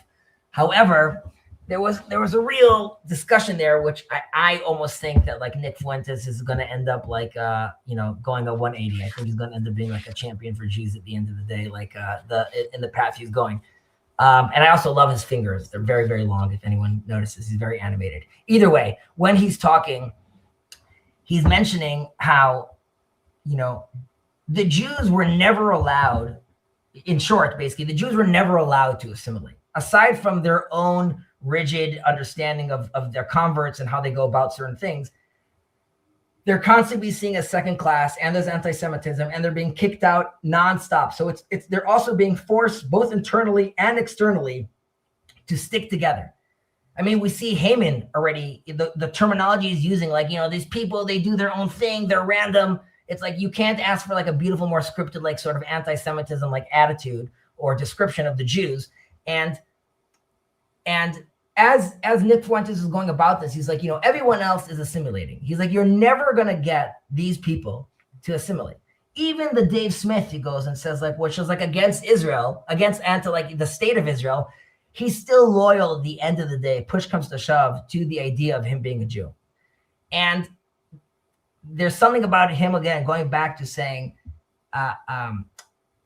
Ben Shapiro can't be America first. And in the time of confusion and the lack of meaning, I understand why America wants to know who they are, right? This is a question that we're dealing with ICE as well. Who are we as Americans? What does that mean? Nick Fuentes then comes liberalism and invites Judaism to the conversation. Now, Judaism, after 3,000 years of doing their thing, says like, oh, we'll definitely join this party, but we're not looking to become like everyone else. Then you have this crazy thing where these people actually get a land, at which he's like, I almost admire that. He's like, that's fantastic. He's like, why can't we have in America what Israel's doing? He's like, but instead we have Israel and Israel. And then I have this other body of Americans, of Jewish Americans in America, influencing America as Jews, though, not as America First people. And as a Jewish person, I could tell you, and as a dual citizen, he's correct, which is, I love America, and I mentioned this before. I think it's like a divinely inspired country. All the good stuff. They were all deists. I am Israel first because I'm a Jew and I have my connection to the land. I differentiate with the state of Israel, right? As a Zionist Jew, I have that understanding as well. Having said that, though, I am Israel first because I am Jewish first, which relates to God first. And Ben Shapiro, as an Orthodox Jew, of course, is Israel first in that sense. And when he tells Piers Morgan, he's like, you're going to think I'm anti-Semitic when I say this, Piers, but do you know that there's like a congregation of world Jewry that gets together? He's like, I know that sounds like anti-Semitism. He's like, but there is one. And he's correct. There is one. And us Jews, for the last 3,000 years, wherever we are looking at each other as a family and always reaching out to each other in a certain extent. And that is something that is very, very unique. So I need a beautiful anti-Semite like Nick Fuentes to remind us Jews that you are different and you're not like us and you're doing your own thing. Now, we ourselves as Jews are having this fight now inside Israel, which is like, who are we when we're fighting this battle, right? There's a whole controversy where the terminology is a little different in the States, but basically the head of the army, so to speak, in Israel, a lot of the soldiers, many of the soldiers had a patch, like, soldiers have all these patches. The patch says on it Messiah, or it says it's just a picture of the temple. And he wanted it removed. But then because of like outroar in the army, which is built on, in this war, a tremendous amount of reservists, right? So it's not just like your classic enlisted soldier. It's a guy that left his house that's going to be in the army now. And everyone's like, what are you talking about? I want my patch on. The patches came back. there's this whole massive revival right now in Israel where you have a lot of secular Jews. Yoav was an example of here talking earlier about saying I'm a secular engineer, yet I can't deny what I'm seeing. You have a lot of Jews in Israel right now which are seemingly secular, yet are wearing these fringes, but not wearing the skull cap, or are there's all this new music that's emerging right now. Popular music, rock star levels, filling whole arenas full of all the diverse groups of Israel, all singing biblical songs, like in this like pop, religious pop, so to speak. And there's a big sense of revival, which is not uncommon also after war, but it's also sharpening this idea of like Jewish, and now like what does that actually mean? And I mean, to me, this is like, I'm on cloud 9 as far as I'm concerned, like that like this kind of conversation is happening, and hence it's like a great opportunity. But we are very much and the next election is going to be so vital in Israel right now. It is who we are. Who do we want to stand for? And it's at every level right now, from the judiciary to the government, to the parliament. Everyone is trying to figure out right now where that stands, and the people are all looking for a vision as well. And I'm not even looking right now for an answer. I am very much looking for the dialogue, because that is what we want. In where we see everywhere around us so much division. I go back to this. We don't have a civil war in Israel. It's called a milchemet achim, which means a battle of brothers. And even at our worst, we have to remember we're just civilians. We're all family. We're all brothers and all Americans. And I feel like there was just a YouTube dropped of, I can't remember who's there, but it's a whole group of Christian theologians, I think. We're just having a discussion from all different denominations, fairly recent, that just came out. I'm forgetting the name. Someone that Sam has beef with. But either way, it was beautiful. And I talk about the TLC all the time. And you, Paul, are creating a space which is like, we must see each other. We must be able to do this together as a family. And that is the mission. So every state needs to show its chosenness by acting that way. Jews, Europe, everyone's being asked right now. And again, with ICE, who is your identity? Who are you? What do you stand for?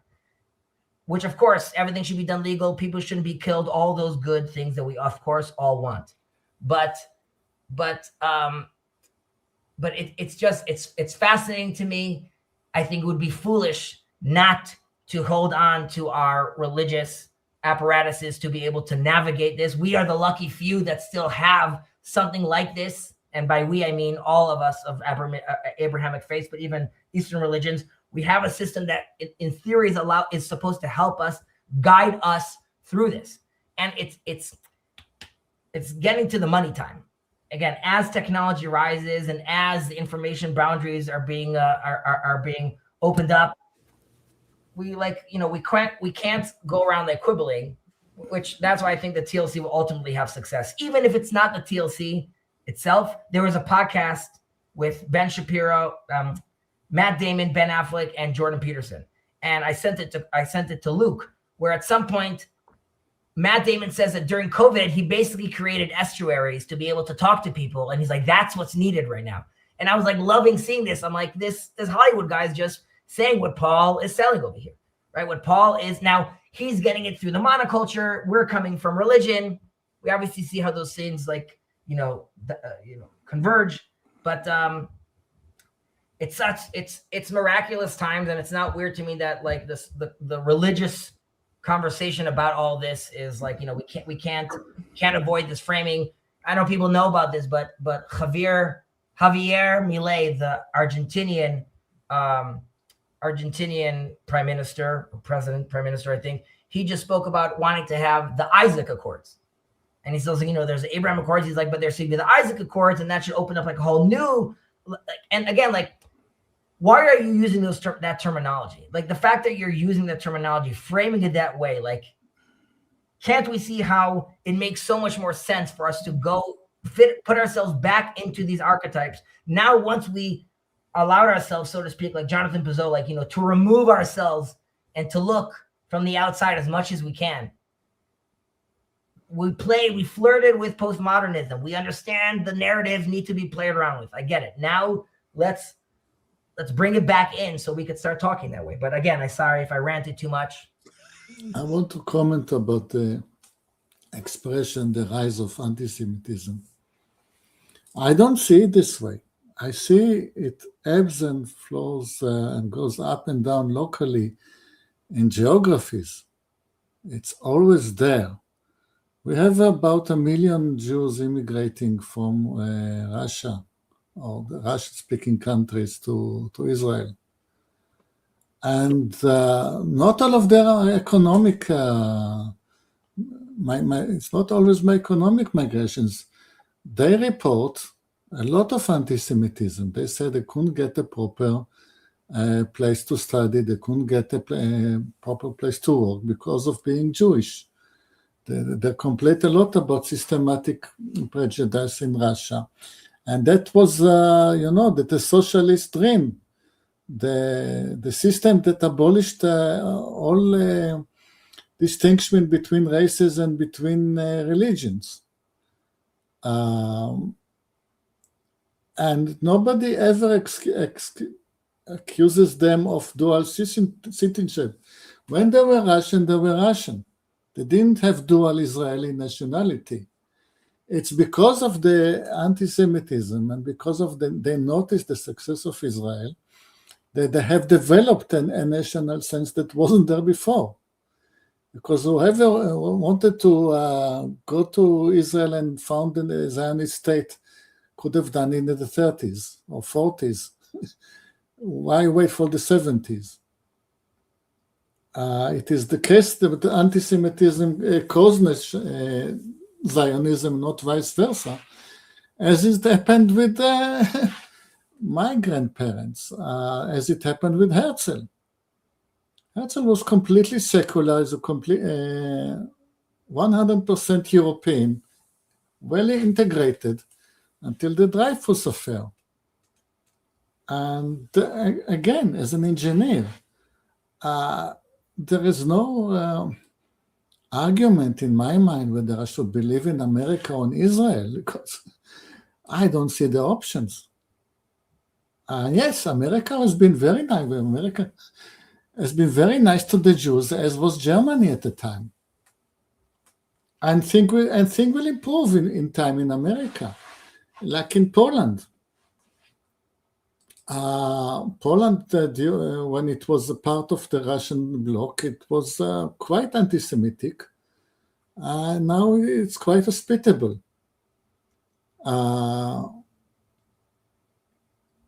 I can see it in the selections of states to which I can travel. It used to be that I could not even dream of traveling to Poland or to Russia. Now I can. It used there's now certain places in the Persian Gulf that I can travel freely to. It used to be that I could travel to Egypt, and now I cannot. And it's going to be very soon that I cannot travel to France or to Britain. But that's the way of the world. Jews used to live in England like 12th century, and then there were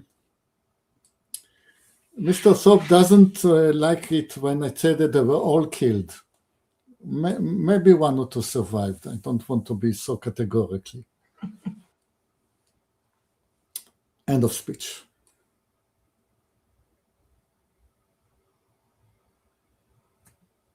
Anti-Semitism has always been something that's sort of mystified me. It's certainly undeniable, and I think, as you say, Yoav, it rises and falls, but it's just not something. It's just not something I could ever figure out where it comes from, because there are always grievances between groups, but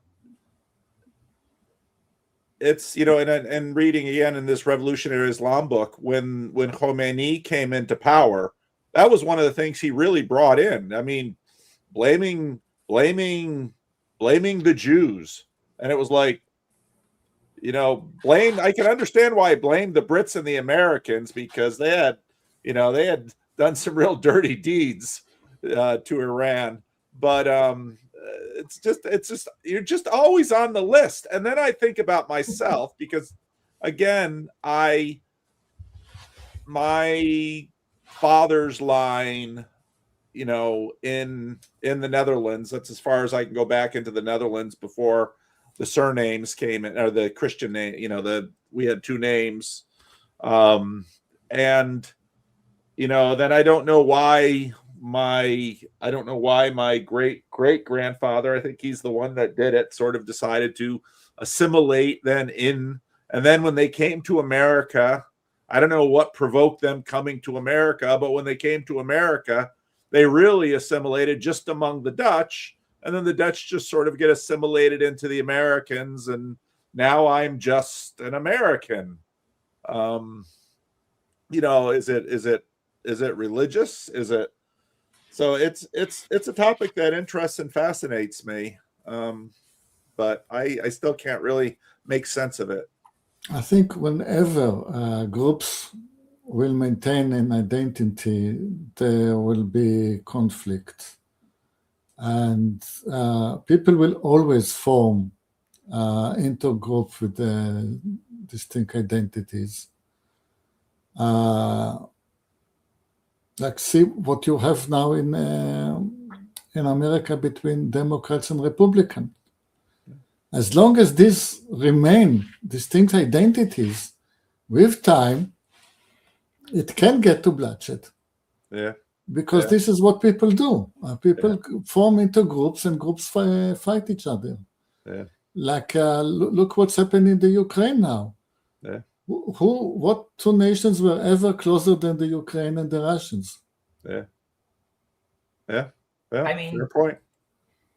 We see this anti-Semitism start early on, very early on, Paul. Like even in the patriarchs, right? There's Abraham's family, then there's different people that are opposing that. There is someone that's trying to destroy Abraham, and Nimrod is trying to kill him. Lot is trying to replace him. If you look at how the story is being told, and they're each going their own way. Isaac has Avimelech, and there's who wants to destroy him. You have Ishmael that wants to replace him, and Jacob again. You have Laban that tries to destroy him, and you have Esau that's trying to replace him. There's always this thing that's happening, and we read the Bible knowing how it ended. We should really read the Bible saying it's the best show in town, right? It could always go a different way. I mentioned this earlier, how it could have been Egypt that was the chosen nation, right? Like I said, Egypt is the first nation to get God's revelation, right? They just get it in the form of plagues. But if they were more morally connected, they would get it in Sinai. The attitude is that the fact that they even got the plagues just shows how advanced they were in a certain sense, like how their understanding. But like Yoav said, I think being the other and not changing. I mean, this goes back. Right, Claire said over here, to raise the moral standards by teaching them the Noahide laws. So Nick Fuentes gets upset in this interview and says, why do we have the Rebbe, the Chabad Rebbe, convincing Reagan to instill the Noahide laws into law, during this educational process? This is something that happened.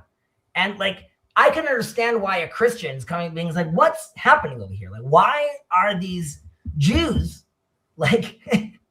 how are they involved in this thing? Now, I think that's where the anti-Semitism is, for example, which is Hitler is saying it's going to be us or no one. It's not going to be these people right here. We're going to be the Ubermensch. Especially when there's this people that are constantly saying, and I'll quibble with how the word chosenness is used over here. I think it's far less sexy as people make it out to be. But when you're talking about people, again, in the world today, who are looking for meaning or who are looking for direction, there's always this group that won't go away and won't assimilate and is doing things their way. And I think that weighs on people and that sits on people. And that's very hard. And like, do we need to ask, is it not glaring enough that 30,000 civilians, legit civilians, are being massacred in days in Iran? In the world, silent. No Hollywood. The streets are not burning down. London's on a fire, right? Over 2 years, we'll take the Hamas numbers, 70,000 dead. Some of them are combatants, but let's pretend whatever, people are just throwing out that number, that, that's like genocide. It's all the things, all the horrible, all the bad things. I don't know. It must be, it's clearly bigger than that. I just want to know if Claire is among the Noahides. I mean, is that what Claire has done now? Is she, because I look at the 7 Noahide laws, at least that AI gins up, and it's like almost all of them C.S. Lewis would list in his Tao. That these are very common laws throughout the world that people broadly have agreed upon. Hence, according to many rabbis, Christians are already Noahides, right? So it's not really it's not a discussion in that sense. I would say though, Doug Wilson and his escapades. So that's also interesting in Israel because we have this big tension of the draft, specifically post-war right now, and the ultra-Orthodox refusing to draft, saying what I think are like heretical things, like we rather die than be drafted, right? So this is it's a very, very big tension. So right now you have 70,000 people, Orthodox Jews, ultra-Orthodox, that are AWOL, so to speak, or registered as AWOL because they're not drafted. And their real claim is it's not that we don't understand why you want us to draft. When you stop being quote unquote secular, we'll draft, we'll join. Like, it's not that we're against the army, we're against you're calling it a melting pot. I'm not looking to change who I am. You're looking to educate me into this new idea. Now, it's very easy when two values, one's when you see a clear difference between them, picking the right one. But now you have a question of like, okay, it's very important for the army to have diversity, and that's why on our bases we want to have the fitness teachers are going to be a woman, or this is going to be a woman. Come the ultra soldiers and communities saying, we'll join. I don't want any women on my base. Now, the nation needs to understand that if we're a family, then the priority is having these people join the army and fighting, right? That means we're all okay that there won't be the diversity there, because then they'll come. But then people are like, no, we must have the diversity. Then you have to ask yourself, like, that's looking like it's turning into your own version of religion right now, where you're saying I have to have this thing, and you're not understanding, and you're getting lost because you decided to put democracy or liberalism before Judaism, and you've forgotten that it's a Jewish state that is playing a democratic game. Just to comment how foolish this whole business is.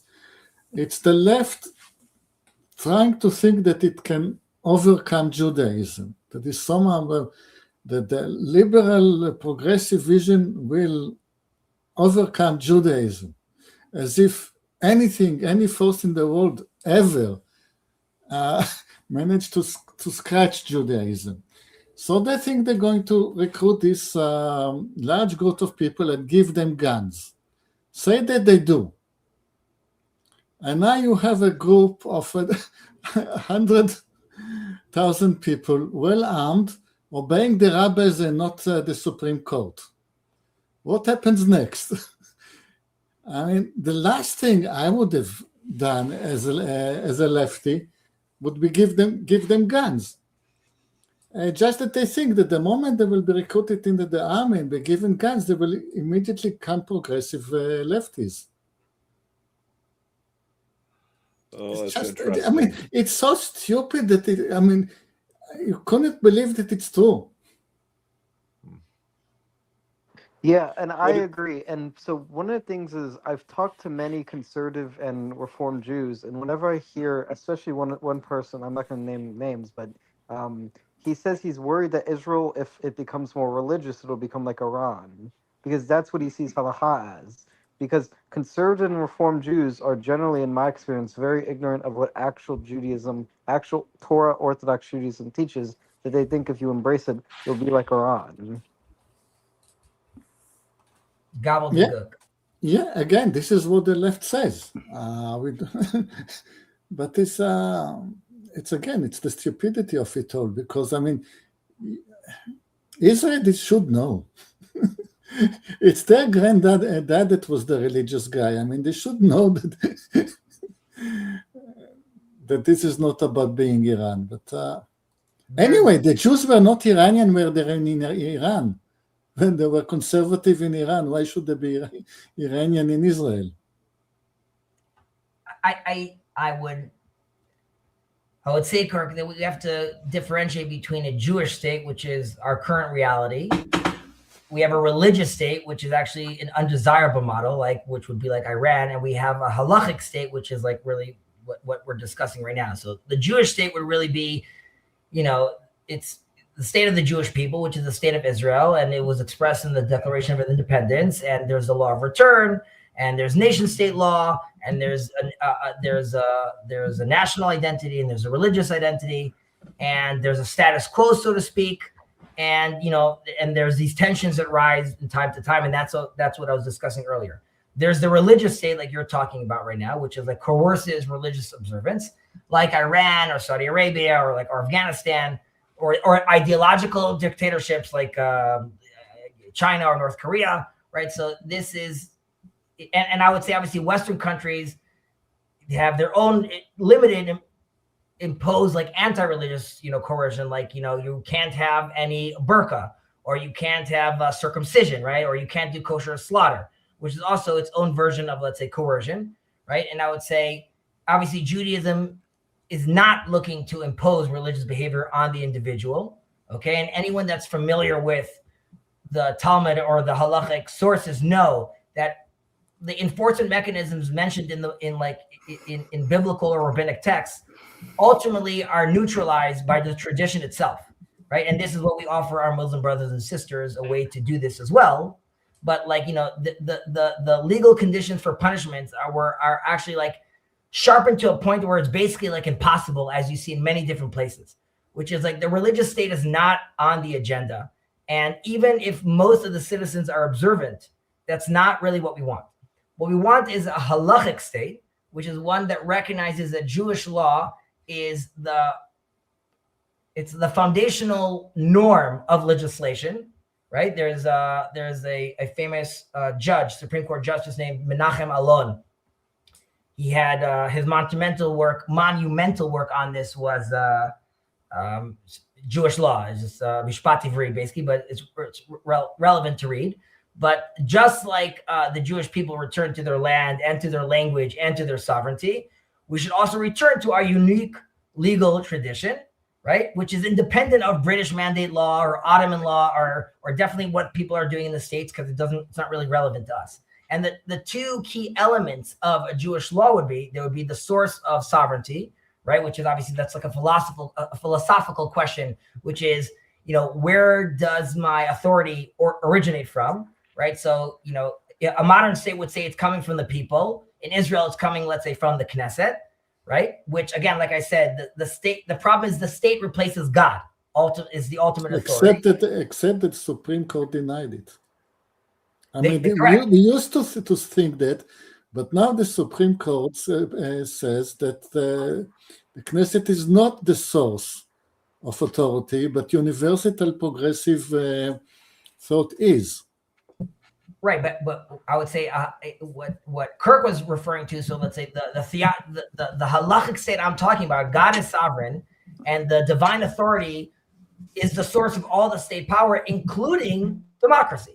Right. So then, if the way a state like this would and by the way, if once a Jewish law has legal standing, right, I could take many of the laws of the Knesset that are already done, and then I could recognize them under Jewish law. And then it's no longer, I don't have this problem anymore that it's considered like Gentile courts, or like this is now, it gets a Jewish stamp. And fine. But what I'm saying that in order for the system to move your way, you need certain amount of stability. If the legal system in Israel, if the constitution in Israel was stable, I would say you are daydreaming. What's happening is now that the Supreme Court has denied the authority of the Knesset to legislate, you are back to square one. And from here, any idea might catch, and yours might. Wait, did I hear you? You said that the Supreme Court denied the ability of the Knesset to legislate? Yes. Wow. And if I may respond to you, Hezi, I agree with you 100%. Because it's like the state. What is the state in the UK? They didn't used to have a Supreme Court at all, and now they have of late instated the Supreme Court, and the Supreme Court is basing itself on European human rights laws and nullifies parliament laws. The same thing is happening in principle in Israel when the liberal progressive Supreme Court is basing itself on universal humanitarian laws and judging. They claim the authority to cancel parliament laws according to that measure. Yes, and therefore Hezi's vision might come true. well, but I'll just stress, a halachic state doesn't dictate a system of governance, okay? Like democracy could still remain the choice of the people. And again, there's sources in our Jewish law to allow for that. Individual freedoms and basic human rights are still going to be preserved. Not all rights are recognized by liberal culture or are defined identically in Jewish law, but all universally recognized human rights are still going to be upheld. And freedoms are still going to be protected, right? Eating non-kosher food, violating the Shabbat, dressing freely, cultural expression, all that thing stays. Now, there wouldn't be an official recognition of same-sex marriage, or the state wouldn't, an event of, let's say, a pride parade, it could still occur, right? Jewish law doesn't intervene in private life, like what I'm just getting into what Yangan was saying. There's what happened in the public forum, and there's what's happening in the public forum as well. But I think it's a red herring people, play around with, and yeah. Public desecration of Shabbat would be a problem, though, probably, right? Yeah, definitely government funded, right? You could be open to ideas of, let's say, if people want to open up like their own private version of doing certain things, there could be like more leniency to that kind of idea. There's also parties that are interested to tango. I'll say, I don't want to use the word leniency, but sorry, go ahead. Me? Oh, I thought someone was going to say something. No, keep going. I was going to say that we've experienced Judaism again for 2,000 years with building tremendous amount of fences. I'm not saying we're there yet, but as we phase shift, there could be a room for a conversation where those fences not only could be removed, need to be removed, because now they will allow for a better expression of said holiness.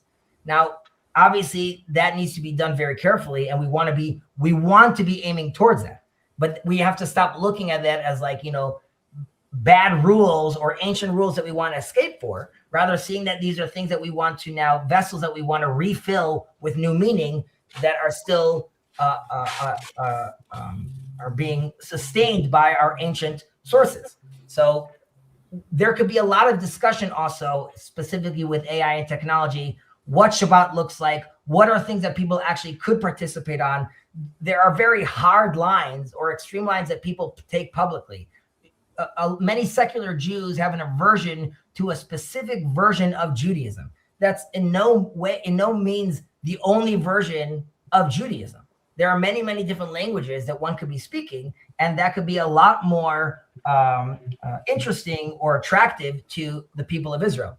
So I would even say, going back to Doug Wilson or Christian Nation, what is the nation that's being offered? What is he offering people? I mean, it seemed like Sam Harris actually had an interesting discussion with Doug Wilson quite recently, and I think he thought maybe Doug sounded like a little more sound or rational than he thought he was going to sound. But like Sam is a perfect example of someone that has like this red herring version of like what he's up against. But I don't know too deeply into Doug Wilson's whole agenda, but there could be a conversation which Christian nationalism is offered in a way that's a lot more palpable to most Americans. And I don't want to say by being more progressive about it or being more watered down. We don't have to use that terminology necessarily, because just because you're more strict doesn't mean you're more pious or you're doing it the right way. A second, I want to answer Claire. She reminds us that the Supreme Court also nominated the superintendent over the executive branch. And the question that Jacob and I are asking ourselves, who's going to win? It's the Supreme Court against both the executive branch and the parliament. And the answer to the question is whoever the American president supports, obviously. And therefore, the Americans should not complain if Israel is trying to influence American politics, because it's the only way that we can influence our own politics. Yeah. Wow. The only thing I was going to say is to Hezy's point about the difference between a halakhic state and a religious state is that the friends of mine that I've been talking to in the Reform and conservative Jewish communities, generally speaking, can't distinguish between a halakhic state and religious state. They all think it's the same thing. And that's where the confusion comes in. And I don't think that most Reform or conservative Jews in America, at least, are generally knowledgeable enough about halakha to understand the nuances you're providing, Hezy. I've only got a few more minutes left here, but one of the things I'm curious is that obviously these different religious traditions they're substantively different in some ways. And part of what I wonder about is when I listen to even not just Claire, but as I'm reading this book on revolutionary Iran, and as I listen to the Jewish reiteration of law, Christianity, especially Protestant Christianity, sort of demotes law as a category in certain ways. I mean, we sort of get that from Luther. Luther set up this deep spirit law division. I really wonder how that plays out as these three massively important, even though, Jewish religion, the numbers of people are very small compared to the Islamic and the Christian. But I wonder about how those differences play out in terms of the kinds of political things that evolve.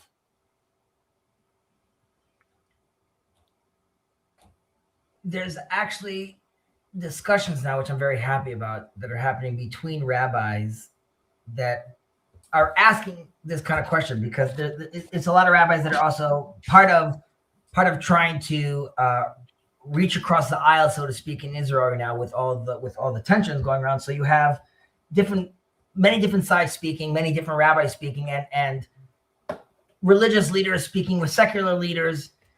And this also has to do with a lot of this revival, this religious revival, so to speak, or spiritual revival. And the rabbis are sort of being asked, is there wiggle room? How would you change this? Do we need to actually keep all these laws? Are all these laws relevant? And it's being asked in a certain sense for the first time from like a genuine place, not a place of like, I got you, sort of going back to Korach when he comes in front of Moses, like, aren't we all holy, right? So there's a sense of like, we don't need this anymore. But there's a true sense of like, why am I still doing this? Is this still relevant? And the rabbis are being very careful to answer this, but it's a give and take, which is, if you, the people, show me that you were really there and you're leveling up, then the answer then will be, then yes, this is not necessary anymore, right? Wow. Like, but rabbis, it needs to be identified as genuine, and it needs to be identified as like that there's something there. When we said this earlier, when the prophet comes and says like, I don't need your sacrifices, right? Ultimately that's not my claim. And this would go to obviously a Jesus claim, which is like, do as they say, but not as they do, right? So there's a sense which is, I've been stuck for 2,000 years doing as they do, because that's all I got. All I got is doing as they do. Or as they claim they did, right? When I'm coming back over here, I have opportunity again to now do as they say. The rabbis will give that their stamp of authority if they really see me trying to navigate and orient towards what they say. This would, of course, require me to know a little of what they do. I mean, don't do as they do as they say. It would require me to actually know some of this information. So I can't just come into the field saying, I want whatever I want. So I have to be a real player. So I need to arm myself with knowledge. Having said that, that is a real conversation. Like while this is clearly something that today symbolizes an observant Jew or a Jew, this is not from the Bible, right? This is added later on, way later on. Maybe when I'm praying, I need to have it on, but definitely not usually speaking. The fact that now the populace in Israel, so many secular soldiers asked to have the fringes made for them. They want to wear the fringes. The fringes are actually something that's in the Bible itself. So a rabbi was asked about this, and that was his response. When I was in school, if I was caught with this in my hand, even if I was playing ball, you would get called out. Like, put it on your head. Always put it on your head. Like, you have to have it on your head all the time. Don't walk around with it on your head. So as far as I'm concerned, this is law, even though I know very much so that it's not law. Now the response of the rabbi was like, when someone said like, these people are doing this without wearing this, he's like, fantastic. He's like, that's what it says in the Bible, and this was anyways added on. And that switched because he recognized they're not wearing that hat, not because they're rejecting God right now. They don't require that garment anymore. That is very interesting to me. That is the language that I'm very much looking to get into. And that's also what I think of. We are seeing the expression of the Jewish person come back to his land. That's going to express itself in music, in culture, in politics, and obviously in the religion itself. The tensions we're seeing now in Israel politically, supercharged by the war that obviously has tremendous amount of religious undertones, has fast-tracked this conversation to who are we and how do we define ourselves. But there's room for wiggle room. I see. Claire asks, when we build the temple, how do we know which of the rabbis are going to be the priests? None of the rabbis will be priests. Priests will be the priests. If she means who are the rabbis that will be in the Sanhedrin, right? We need a whole group of them. I would say the ones who agree to sit with the other ones, that will be a good start. Anyone that says, I'm not going to sit with that guy, he's probably not the candidate we want. Anyone putting up fences at this point is going to be a problem.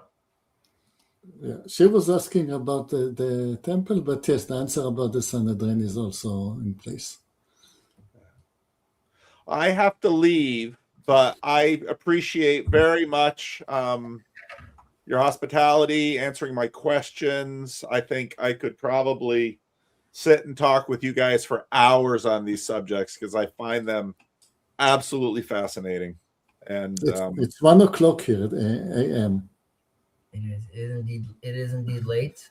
My Wow. wife was supposed to text me hours ago to go away, but she didn't. So Well, sleep well. well, actually, I'm now seeing that she did text me, and all she wrote was an hour. He said, because I said I'm only being online for an hour, and that was at 9:30. So Murder, she wrote. Maybe we should call it. all right. This is a good time to end it. Peace 1 and o'clock. tranquility to all. Peace and tranquility. All right, peace.